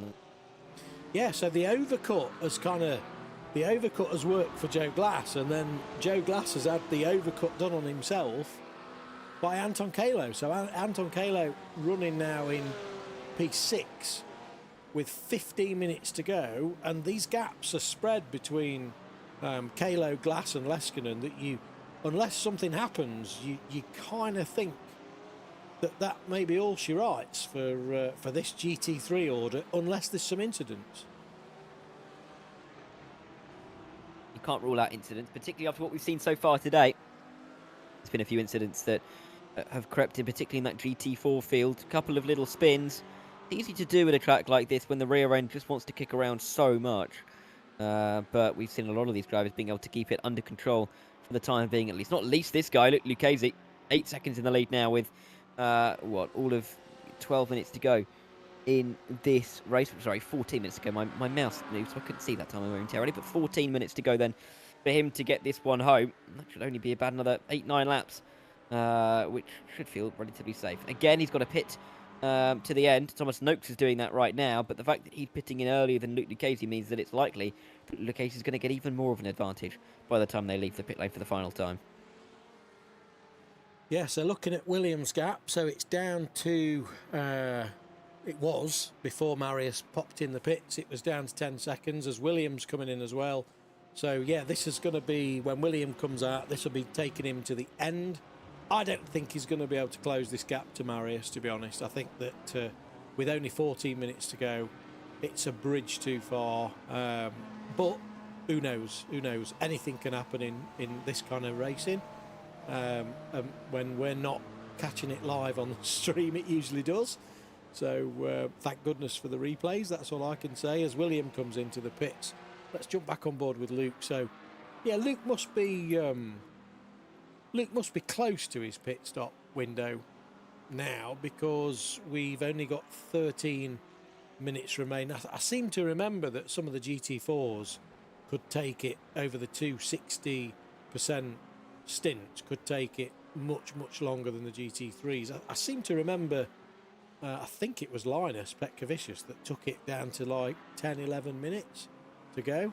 I think we were debating at one point, Dora, whether Linus Petkavicius could have done a one-stop. Do you remember? I do. He couldn't do it in the end, but it was definitely a thought that we had to go through, because he was looking so good, wasn't he, on the fuel saving, and he's kind of got a name for it now by this point in the season. We'll have to keep an eye on that towards the end of the season. Lucchese's not going to be able to get to the end as we'd expect, but 12.5 minutes, or even 12 minutes by the time he leaves the pit lane, will be his stint length. There's Marius Hibner. He's also yet to come down pit lane. Will he be able to extend one more, or is this his time to come into the pit lane for the second and final time? That line makes me think it's time. And there it goes into the pit lane. We'll join Lucchese, and we'll come out probably a little ways ahead of William Humphrey, you'd say. Yeah, so Thomas Noakes is going to pass those now because he's done his second stop. So Luke Lucchese is coming out and he is well in the lead, with Thomas Noakes just coming out the final corner. So we've got Luke Lucchese going into the first corner shortly. And then we've got Thomas Noakes who's just on the main straight. So that's the gap that Luke has secured himself between himself and P2. We've got Marius Hibner who is making his way out of the pits now. We've got Justin Eloff that's gone through. Now, Justin has pitted twice. Justin was involved in that earlier incident at the start of the race. So Justin has pitted twice, but I think that Justin's got to pit again, and I think it'll be maybe another 2 laps before Justin has to pit. So I think we've got Marius, who is in a net P3, and then William Humphrey, the same 10 seconds behind Marius, that is in a net P4. And I think we've got Bobby Moss, who is running a net P5, who should pass Nils Kula, who's in the pit lane still at the moment, and that should be Bobby Moss returning back to his net P5 when Justin Eloff takes his pit stop. I think you've nailed that, James, with only the final few stops yet to go. And we really do have a sense of where we sit in this race now, don't we? And where the battles are going to lie into the final couple of laps. Of course, Leskinen versus Joe Glass is one of them, as they bounce their way through turns 1 and 2. No move yet for Calais. Joe Glass is defending, but goes deep at turn 3. He's going to open the door towards turn 5 because this is going to be a much better run. Oh, it's just not enough to be... it actually does keep it on the track. I thought he was going to have to check up there, Calais Leskinen.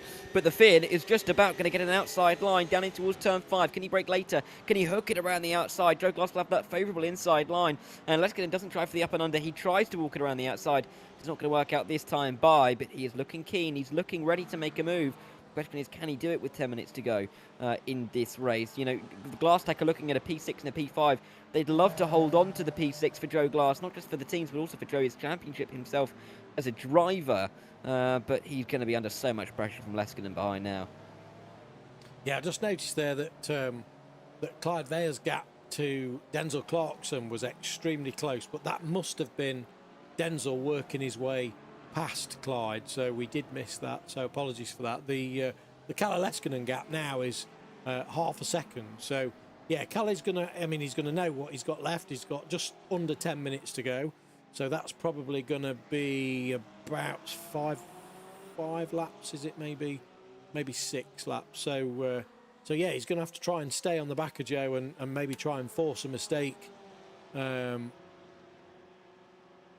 Or alternatively, he's going to have to try and pass him in the slipstream, and he needs to be a bit closer than this, I think, than half a second, because when you're this far back, what it will do is give him nice clear visibility to hit his braking markers and stay up with Joe. Sometimes I think when you're following another car really, really closely, some of your braking markers disappear, not as visible, and then you can actually make mistakes yourself. But ultimately, he's going to have to get on the back of him or wait for a little bit of loss of traction from Joe to try and get that opportunity as he comes out of the corner.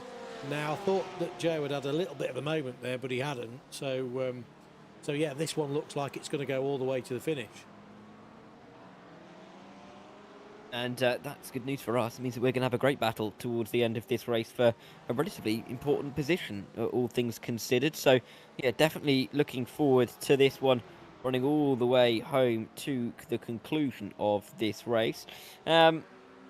I think we're looking at Joe Glass having to try and find places to defend where he would otherwise feel safe, because I think the later we get into this race, Kalle Leskinen is going to become more and more creative with what he attempts in terms of his moves. The issue with that for Joe Glass is that he has to start looking in his wing mirrors in every single corner. You know, Calais more than close enough to have to make a lunge like that. You know, we're into the final 8 minutes, and he is more than close enough to kind of dive in anywhere if he wanted to, if he gets good enough slipstream. So Joe's going to have to watch in his mirrors, and the issue with that is that if Joe Glass starts throwing defensive lines at every corner, Callie's going to sense an opportunity, or maybe a differing line. So it's not really where you want to be in front of a car who's really pressuring you, particularly into these final stages. But Joe's an eye, a wise head, he'll know exactly what to do. It's just not the most comfortable spot to be in. Now, I think the other thing is the minute you start driving in your mirrors, you're almost missing some of the stuff, like, you know, your braking marks and apexes and stuff. So looks like it's closed back up again. I'm conscious of not just having the whole 90-minute stream dedicated to these two, but yeah, I was just it's the closest battle that we've got on stream at the moment, and as soon as this, Callie looks like he's going to have a little run. Is he going to have a look down the inside? No, Joe's defending. So Calais goes to the outside, trying to hold it around, but he's not going to get that traction there on the outside when Joe's got that inside line. So Joe is just making his car as wide as possible. And Calais probably is thinking, that looks like that might be Callie's best opportunity. He might want to try thinking about braking a little bit earlier in the switchback so that he could actually get to the left of Joe as they come through the next two corners. But the problem with that, of course, is that then he's the outside for the next two corners. So I think Calais is kind of teeing up in his own mind. He's teeing up that is the right move. I just don't know whether he's going to have the pace and the grip to be able to hold it around the outside of that hairpin against a driver like Joe Glass. But with 5 minutes left to go, he's certainly going to give it a go. So we'll keep an eye on that one. So I just wanted to give a bit of a shout out to Jaden Scotton for Flatline Racing Green. So Jaden's had a really good race. He's kept himself out of trouble. He's currently running in P4 behind the leading three. So he's got a 14-second lead to Anton Kalo, who's moved up to P5. So we have lost Matt Hoyland somewhere. So Matt must have had an incident at some point that we've missed, unfortunately. So apologies for that, Matt. But Jaden, great result in P4. He'll be pleased with that. Kept himself out of all the trouble. And yeah, bringing that one home to the Flatline Racing Green team will be great for the championship. And his teammate, Marius Hibmer, is making that great recovery from the Catalonia round with a P3. So he is 20 seconds behind Thomas Noakes, who is 6 seconds behind Luke Lucchese. But nevertheless, good podium for Marius Hibmer and bringing them right back into the championship. Important, really, an important stage of the season to really have a good performance like this and to get yourself onto the podium, to get yourself into contention and to really fight with some of the top racers in this championship. Doesn't just help with the confidence, helps with the points tally as well. Leskinen looking for a little bit of a boost in the points tally. Outside line, maybe diving to the inside at 10 and 11 on Joe Glass. Not going to work out this time by. But again, so many different lines at parts of this circuit that some of these corners can become overtaking opportunities when you least expect it. And again, maybe you're looking to turn 13. It's not going to work out this time, but Joe Glass having to defend, having to look behind him. And before you know it, before too long, we could see Leskinen find his way through. Outside at turn 14, don't see many moves made here. A good exit could help him towards turn 1, but it's oh so close now. It is. I think Calais probably been looking at the back bumper of Joe Glass's Porsche for about, well, probably, yeah, almost the full 90 minutes. As he looks to try and get the run on Joe. Joe moves over to the right, trying to break the slipstream, which is, he's obviously just going to follow him. Moves to the outside. Calais looks on the inside. He looks, I thought that was a bit of a dummy, but I'm not sure. I think Calais was actually intending on seeing if he could just squeeze through as he tries to get the traction down a bit early. I mean, this corner's awful for getting the traction down. You've got to be so patient there, and Calais looks like he's done a really good job. Is this going to be the lap that he tries it around the inside? There's a GT4 car there just to spice things up. That's Chris Jennings. Just to spice things up even more, but no, can't get it done this time out, so he's going to have to kind of save this up for the next lap and see where he can try and get through. Yeah, we'll have to see if he can work it out. I mean, Leskinen, I think, was going to go for the move there, but Joe Glass being able to get the inside line meant that he could keep him behind. Clyde Veyer has just got through on Denzel Clarkson. They've just swapped positions for P10 and 11. Veyer just now getting himself inside the top 10. Clarkson dropping out.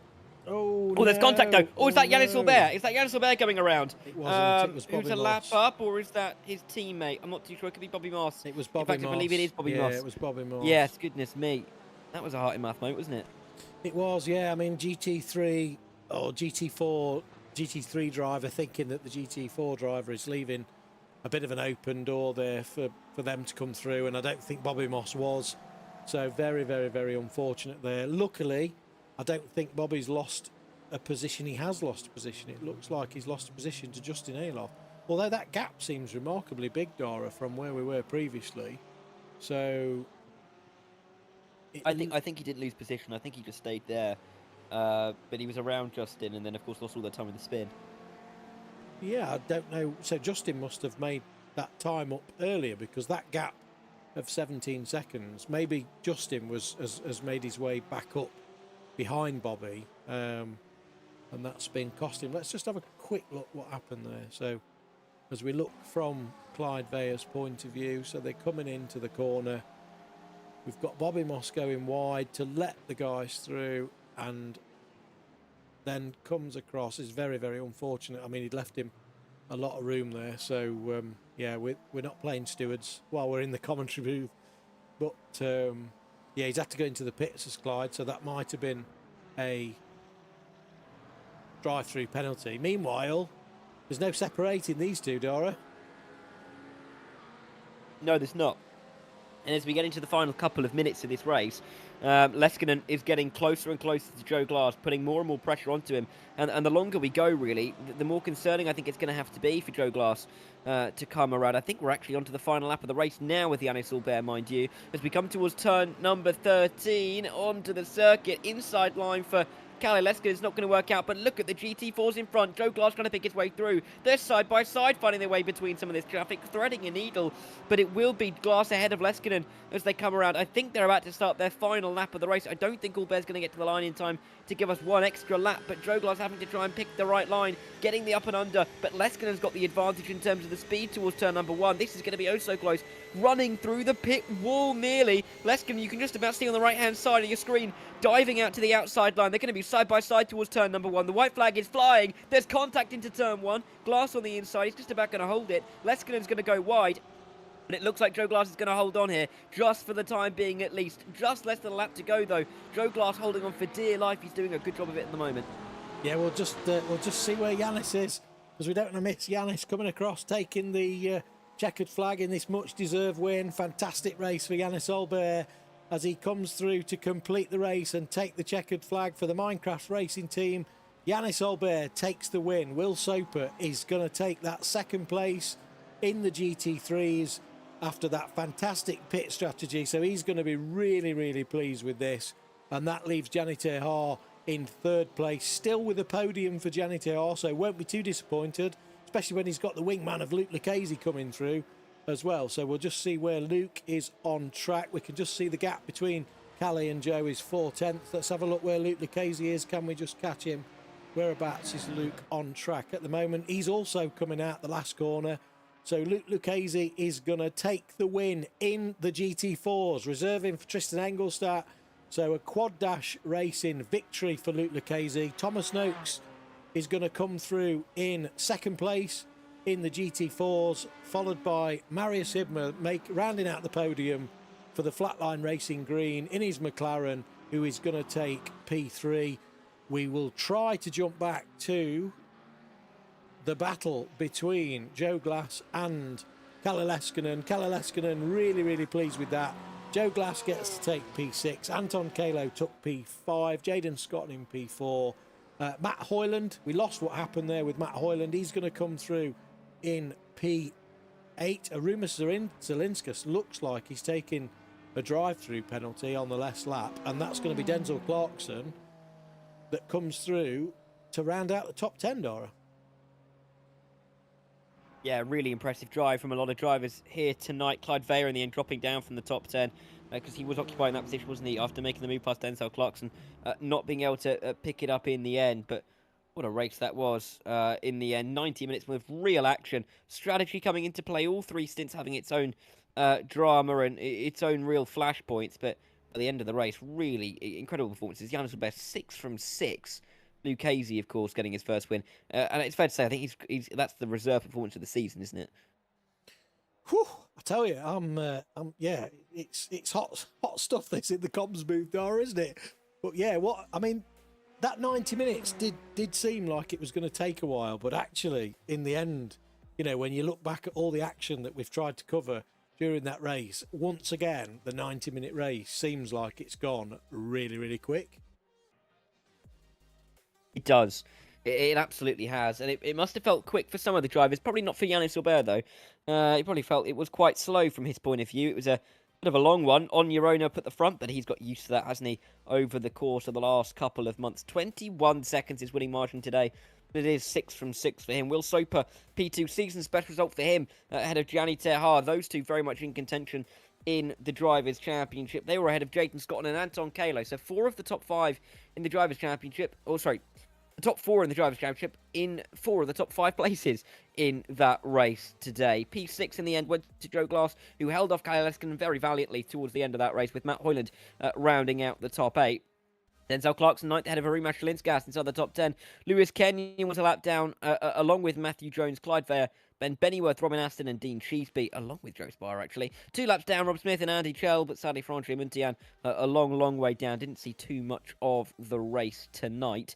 Over in the GT4s, a reserve performance to remember for Luke Lucchese. 8 seconds was an advantage at the end, but it felt pretty comfortable for quite some time. Thomas Noakes was the one to try and run him close in P2. Marius Hibma and William Humphrey, 3rd and 4th. They were the only drivers officially listed on the lead lap, but there were others who had just been lapped one more time by Yannis Albert. Overall, Justin Aloff was P5 ahead of Bobby Moss after that tap that caused him to spin in the 555. So Minecraft Racing Team 1st and 6th in the end today. Martin Kenyon, Niels Kula inside the top 8 with Pedro Luis Silva, the home hero, inside the top 10 in round 8. Daniel Poole in P10. Ryan Stringer and Pete Paeva, one of the drivers to survive the opening lap shenanigans, finished in P12 with Linus Pekovic, Tom Dart and Chris Jennings all a lap down. Nick Stubber was 2 laps down. Rob Gregg was 3 laps down. Sadly for Stephen Donnelly and for Ian Chambers, they didn't get too far into that race. 31 and 44 laps down, respectively. A bit of a difficult evening for a couple of them. However, I think there's going to be some very happy faces and some very happy drivers coming into tonight, James. Yeah, great night's racing, Dara. Great night's racing. Apologies once again to everybody in the chat or in the stream, sorry, for the technical difficulties that we've suffered tonight. We will try and get them resolved for next time. We had this at the start of the season, and then we had probably 6 rounds of absolutely faultless stream quality all the way through, and then for some reason tonight, as technology the way it is, the gremlins appear to be back. So we'll be doing our utmost to try and get that corrected for next time out. So I guess it's time to talk to a couple of drivers, Dara. While I get the cameras ready, you can decide who it is that we're bringing in. Yes, there's a few to pick from. I think it's fair after a long old race, 90 minutes worth of race, and on a hot old day, it might be worth keeping some of these chats short so that we can get loads of people in. I think it's only fair that we start with the overall race winner, who's taken 6 in a row now, and that is Yannis Albert. And Yannis joins us now. First of all, Yannis, can you hear us? Yes, hello, how are you? Hello, I'm very well indeed. You sound like you're going to be pretty well after that one. 6 race wins in a row. Controlled from the front again. Talk us through the real key points for you in that race. How are you managing to keep the pace up so high? So basically, I deafened myself in the Discord, and I just kept on going head first into every GT4 I could find. At Red Bull Ring, I was kind of, okay, I'm going to overtake safely, but here I was just going for it because the gap wasn't that big. In the end, it was a bit bigger, but in the first half hour was very small gap, so I had to do everything I can. But do that you did very well indeed. I mean, where does this leave the team, of course, with Bobby finishing in 6th, I believe, in the GT4 class? Where does this leave the Minecraft Racing team in your fight with Quad Dash? Of course, they've had a good points tally tonight. Are you still confident of trying to bring home the title, or are you still really thinking that it's going to be a tight one for P1 and 2? It's gonna be very tight. I mean, today the substitute of Luke Lucchesi obviously was amazing. He couldn't have done a better job. Now they're ahead of us in Teams Championship. Spa and what is it, Silverstone to go. 2 races. Yep. Let's see how it plays out. And final question on that, Spa and Silverstone being those 2 tracks, how do you feel like you're going to fare on those? Of course, you've won on semi-races in a row, but where do they rank in terms of your favourability on the season? Definitely higher than Barcelona or Portimao. Spa, obviously, the GT3 track. Everyone's driven it, everyone knows it very well. And then Silverstone, kind of more seldomly used, but in the end, also quite known. So looking forward to those much more than to Portimao. And that is not good news for everybody else, I think it's fair to say, in the rest of the field. But Yannis, congratulations. Before we let you go, is there anybody you'd like to give a shout out to on the stream? Yeah, Bobby. Obviously, a bit unfortunate race today, but he had the pace to go above and beyond. So let's do that in the next 2 races. Yeah, sounds good. For Yannis Albert and for Bobby Moss, the Minecraft Racing team again doing well. But Yannis, thanks for joining us again. Well done on the 6th win in a row, and good luck when we get to Spa in 3 weeks' time. Thank you. Have a good one. Yannis Albert, their race winner in the GT3 class. P2 in the GT3 class was very impressively won. I say won. Of course, P2 isn't a win, but it's still a fantastic result. For Will Soper and James, I'm going to pass Will straight over to you because it's been a great night for him. Good evening, Will. Can you hear us okay? Can hear loud and clear, sir. How you doing? A little bit hot, as probably you are as well after that race. It is warm in here. It is warm in here. Congratulations, mate. I mean, that looked like the pit stop masterclass. Talk us through it. I'm absolutely buzzing with it. I am very, very happy with that. That feels like a victory to me, 100%. That couldn't have gone any better. I don't know if it was if you saw it on stream, but I was chasing Yannis away from the start, and then I gather there was some carnage in the GT4s, and one of them came out of the pits as I was approaching turn 1 on lap 3, and I just got absolutely screwed. So I just thought, you know what, I'm going to switch to fuel saving and see if I can do it in the pits instead of on track, and seems to have worked out. It did. Well, you'll be pleased to know that we've had any number of technical difficulties with the stream tonight. We're spread over two different broadcasts, but yeah, you caused us a bit of confusion, shall we say, because your pit stop times were significantly less than the others in terms of, I think you're about 5 seconds shorter on the first one. And I was absolutely convinced that your pit stop were going to be 5 seconds longer than the second one. I've lost you. Hello? Are you there, Will? Yeah, I lost you for a second there. Oh, I don't know what's happened there. But yeah, we were convinced that you were going to have a longer second stop, and then you didn't seem to. So was that the plan from kind of lap 3 onwards? It was. And actually, not to over-egg the pudding, but I had more than an entire lap of fuel left when we finished as well. So I actually overfueled. That was 100% the plan. And I'm very glad it worked out. Well, brilliant, mate. Absolutely brilliant race. And we certainly for the first kind of 60% of the stream, that battle between you and Gianni was great to watch. And yeah, you'll probably enjoy that. Enjoy watching that. Us trying to second guess exactly what you were doing. But is there any? I enjoyed the race. I can imagine. With that result, it'd be fantastic. Thank you for joining us, Will. Before we let you go, because we've got quite a few other drivers we want to get through, is there anybody that you want to give a shout out to on the broadcast? Yeah, I'll just be very brief. Firstly, to you guys, as always, fantastic. I always enjoy watching the stream after, and the effort you put into organise is amazing.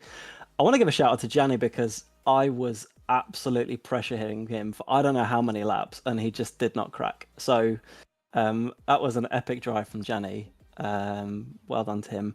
And then finally, to my son, every single week he comes in and he says, well, how are you feeling this week? And I bring out my book of racing driver excuses and I say, well, I don't really know the track, or Porsche doesn't really suit it. But he's been watching tonight, so I'm sure he's really enjoyed this one. So yeah, just shout out to him. Brilliant. Well, thank you for joining us, Will, and we will hopefully see you in the booth in I think it's 3 weeks' time, isn't it? Because we missed. Yeah, 3 weeks. We missed one. So yeah, in 3 weeks' time at Spa. What are you feeling about Spa? Are you confident? You sound like my son now. Let me get my book of excuses. I didn't have it prepared. Well, we'll see. We'll see. We'll see in 3 weeks. Okay, mate. Well, look, have a lovely evening. What's left of it, and we'll catch you soon. Cheers, James. Catch you in Spa. Bye. Thanks, Will. Will Soper there, P2. Season's best result for him here at Portimao in the GT3 class. Gianni isn't in the booth, so we will skip straight onto the GT4s now, and we'll skip to Luke Lucchese because he has jumped into the car tonight in the GT4 for Quad Dash, and he's turned up and he's dominated the race and won. Luke joins us now. Luke, can you hear us first of all? Yeah. Hey guys. Well, congratulations, first of all, on the race win. Talk us through your expectations going into the race, because of course you're kind of fresh to this particular championship. What were you kind of hoping to get when you came into the race tonight?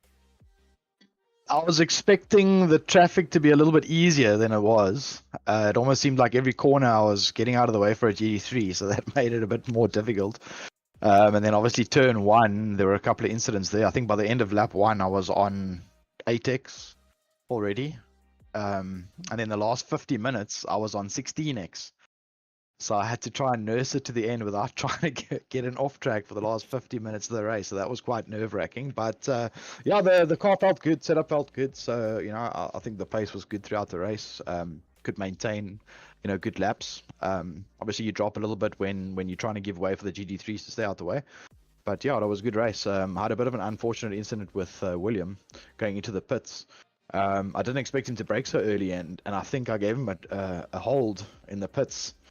For speeding, so that's on me. But yeah, it was good racing. Enjoyed myself. And that makes a lot of sense as to why he lost all that time in the pit lane. I mean, for you, how pleased are you to have picked up this win for the Quad Dash team? Because of course, you're only really in for the singular race. How pleased are you to give the team the boost that they need, because they're going to lead the championship after this one? Yeah, look, I'm happy I could have been of service. I actually missed driving these GT4s. And I think when I was driving them, I didn't have the right driving style.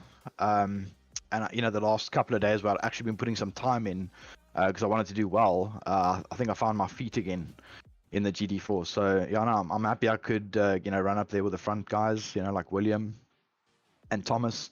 So yeah, no, it was a good race. Very, very enjoyable. Yeah, and it's great to see you back in a GT4 car here in ESR, Luke. Congratulations on the win, and well, I'd say good luck for the next week, but I mean, I doubt you'll be here. So good luck for GT3 on Thursday. Thanks. Luke Lucchese there. Oh, and actually, Luke, before we let you go, I shouldn't forget. Is there anybody you'd like to give a shout out to on the stream? Just a shout out to my parents. I mean, they didn't even know that I was racing, so I sent them the link just before the race started, and they were like, "Is this now?" And I'm like, "Yeah." So. Shout out to them for watching, and obviously a shout out to the Quad Dash team for letting me be a part of this, even if it's only for one race. Glad I could have helped. Yeah, well said, and yeah, thank you, Luke. Congratulations on the win, and yeah, good luck for Thursday night. Thanks, man. Cheers. Luke Lucchese, then the South African winner of this round 8 here in Portimao. He had a driver relatively close behind him. James, I'm going to chuck him straight over to you. Thomas Noakes has been really good of late, and another P2 to add to his list of accolades, and he's just joining us now.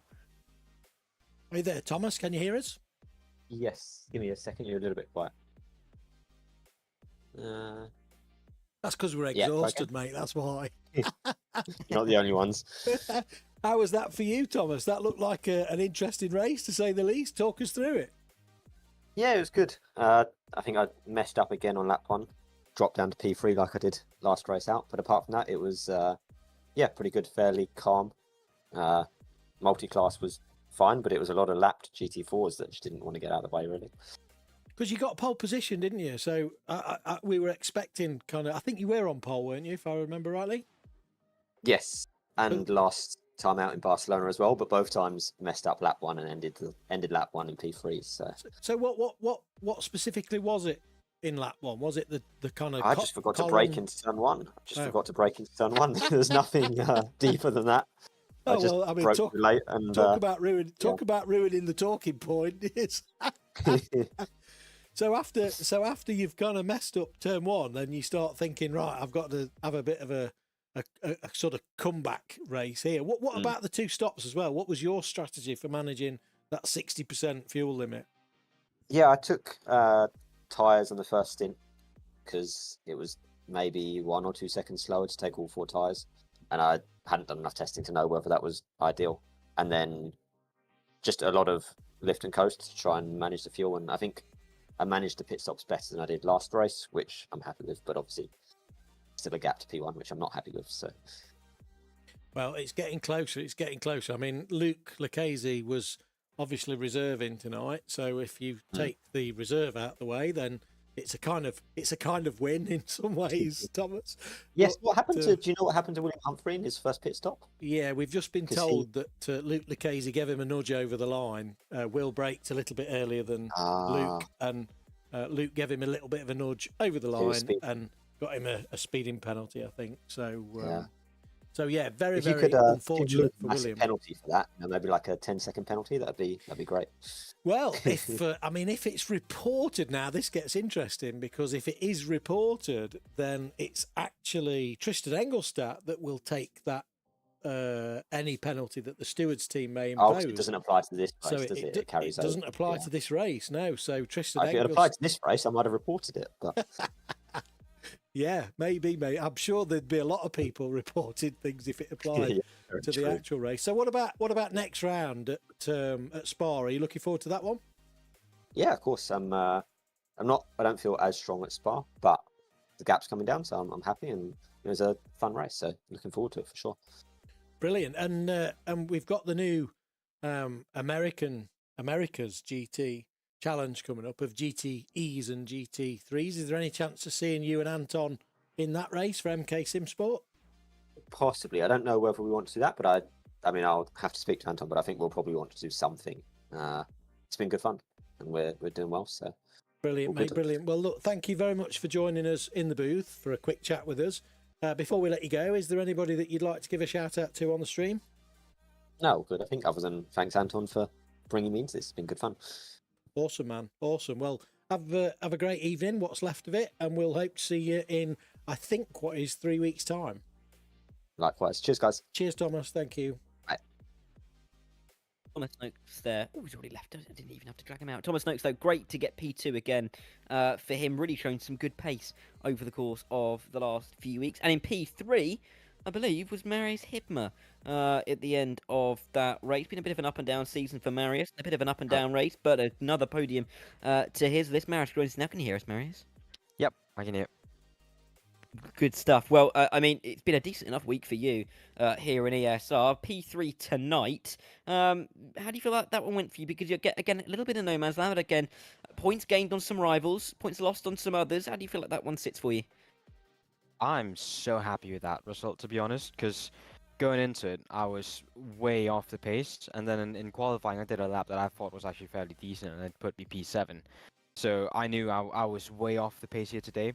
So to come away with P3 for me is incredible. It feels quite undeserved, to be honest. I definitely didn't have the pace to do it, and I think everyone around me and behind me were faster than me, but I guess I just managed to stay alive and keep it on track, and I guess that's just ended up in P3 at the end.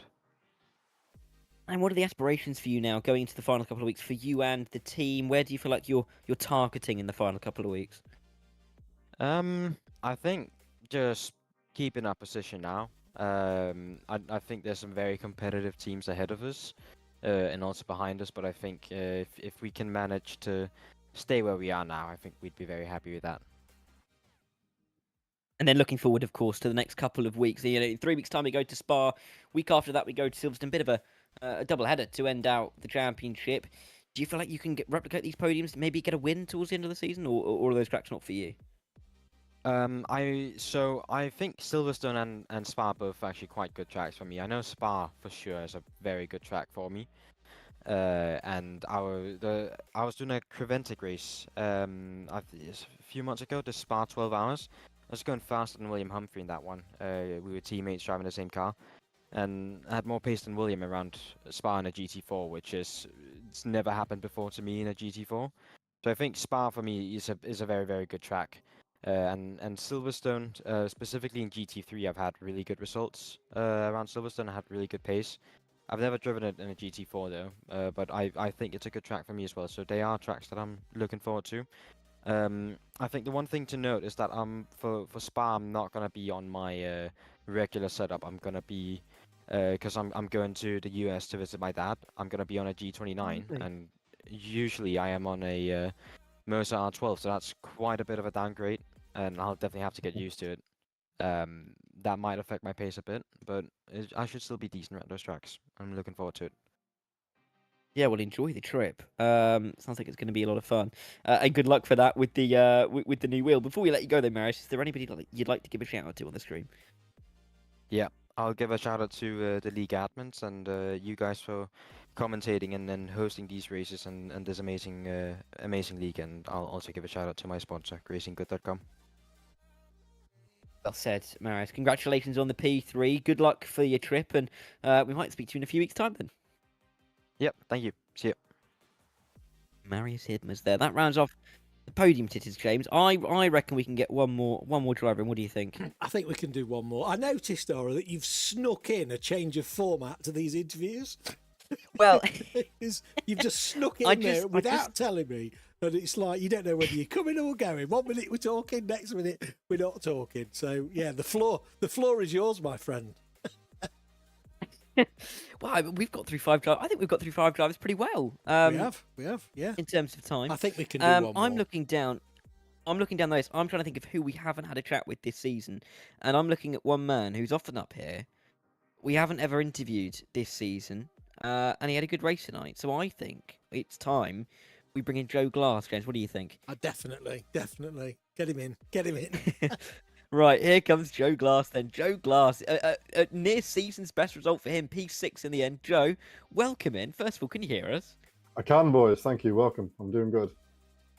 Good news. Well, talk us through the end of that race, first of all, because you had to defend pretty hard. You looked like you were going to be overtaken a few times, but you were able to hold them off right towards the end of the race. How much pressure did you feel like you were under towards the end?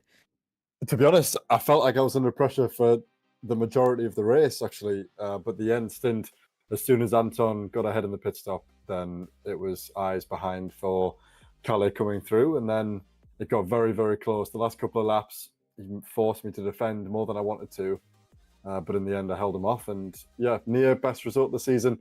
Shouldn't have ever really been on Anton's pace, I don't think.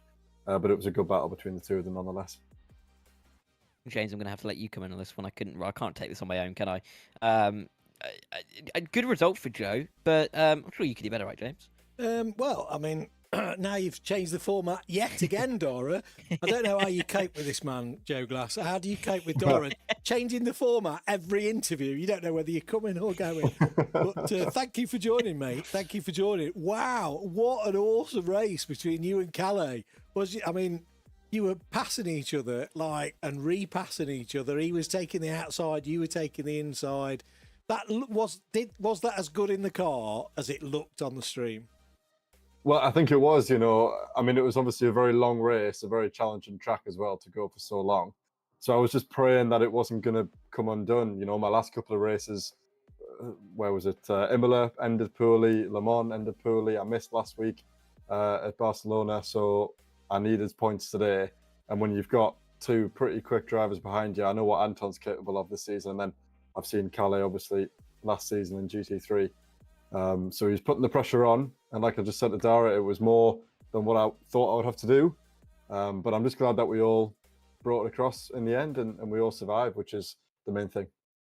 Well, you know what this means? This means that you are actually going to be front runner favourite for when you make your GT3 return on the Thursday nights in the pro class, because if you're running up with these guys, then that definitely puts you in good stead for when you get back from your little trip to be running in the pro class. The question is, did you have the new pedals on tonight? I did. And that was kind of what I wanted to mention as well, because it's, again, like I just said, a difficult track to arrive to when you're not familiar with your own equipment, right? So I hadn't done that much before tonight. I've been doing a few officials, Daytona, Brands Hatch over the last couple of weeks, but not that much around Portimao. So the pedals felt great. And it was almost why I was so comfortable in, for example, in the hairpin. I knew that I could defend the inside line, get on the brakes, and I'd managed to tweak them just nicely so that I wasn't going too deep. It was actually Calais going deep, I think on like the penultimate set of corners, that let me straight back through, maybe 10 laps from the end. And then from then, I just held on to what I got, and it was those brakes that were doing me. It's something that I wish I'd done sooner, to be honest. I've spent 5 years on that old set of brakes, and I don't know why it's taken me so long. Awesome, mate. Awesome. Well, it certainly provided us with some breathtaking moments in the comms booth, that's for sure. Between, I think you might have got 20 odd minutes to yourselves, you and Callie, in the stream. We were in the car, we were out the car, we were different cameras and all sorts. So, yeah, brilliant, mate, brilliant, and congratulations. Well deserved.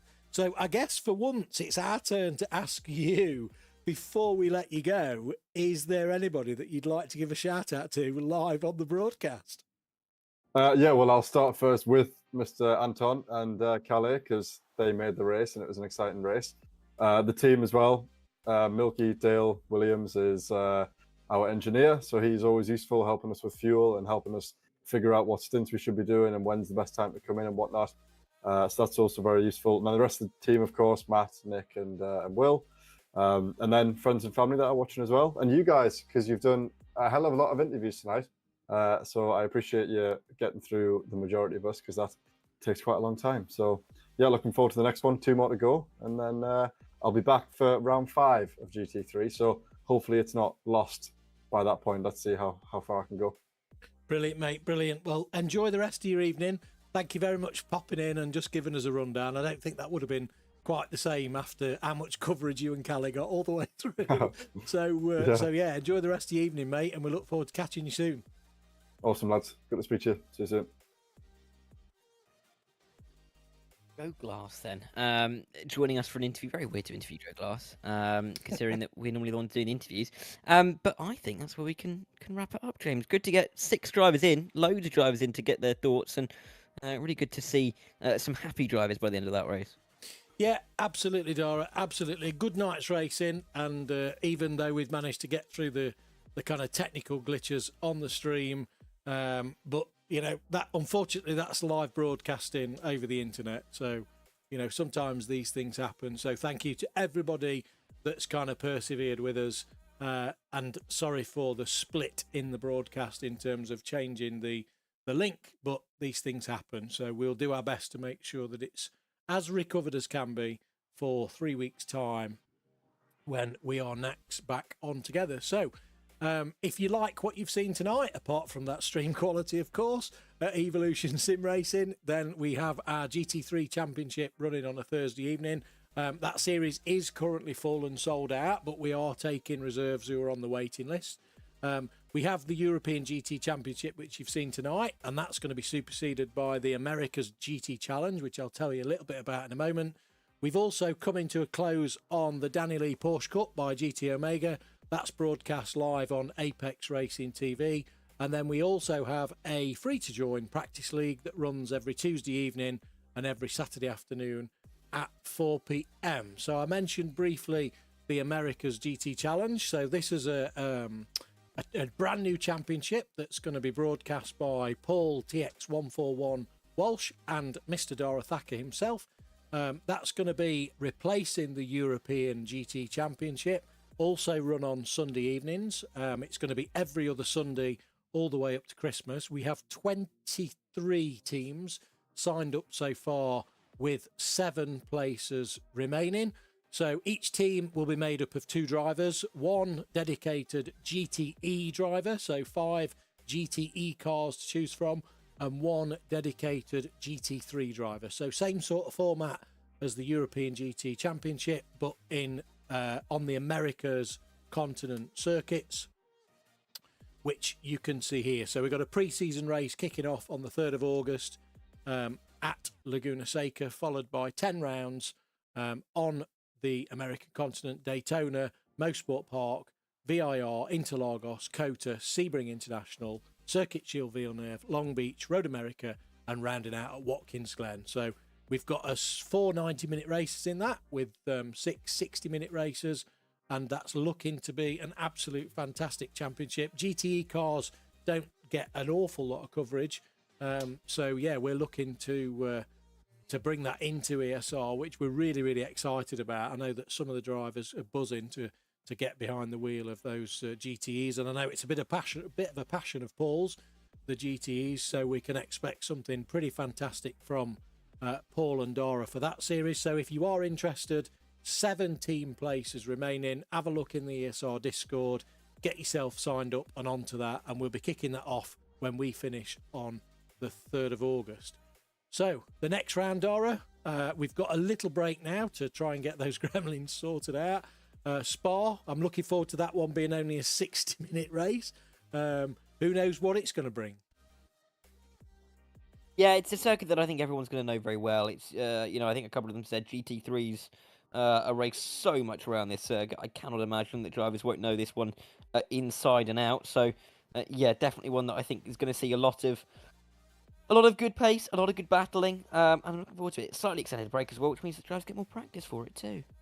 Absolutely, absolutely. Well, yeah, it looks like we might have some championships that may get decided when you get to the penultimate round. Certainly the Pro-Am Teams Championship after the performance of Martin Kenyon and Matt Hoyland tonight. So they might have already secured that one, but we will see. We'll keep you all up to date when we bring you that in 3 weeks' time. So all that's left to say is thank you for watching, everybody, and once again, apologies for the split broadcast, but we will hope to get that better for next time. In the meantime, have a lovely rest of your evening, and we will see you back again in 3 weeks' time. Have a good evening.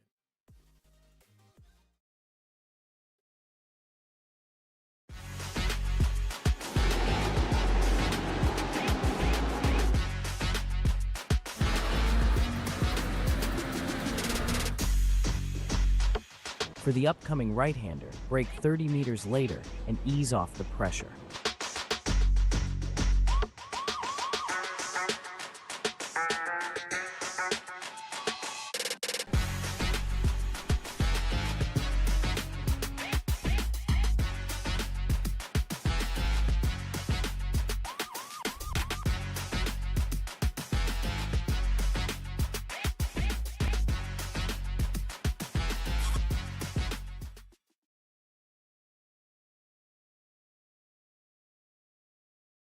Are you spending a lot of time looking for setups and struggling for faster lap times? Are you tired of searching online for answers? Would you like to get setups, analysis and tutorials from some of the best sim racers in the world like Ralph Alla, Mitchell de Jong, Martin Krunker, Josh Rogers and many more? If so, virtualracingschool.com is the answer you've been looking for. VRS data packs provide hot laps from our professional coaches for you to analyse and replicate. They provide tutorials that walk you through the fastest laps and what the pros did to achieve the best times. And they provide the setups you need to ensure your car is competitive in both oval and road racing. If you're ready to get faster and reach more podiums sooner than later, just go to virtualracingschool.com and sign up for a free account today.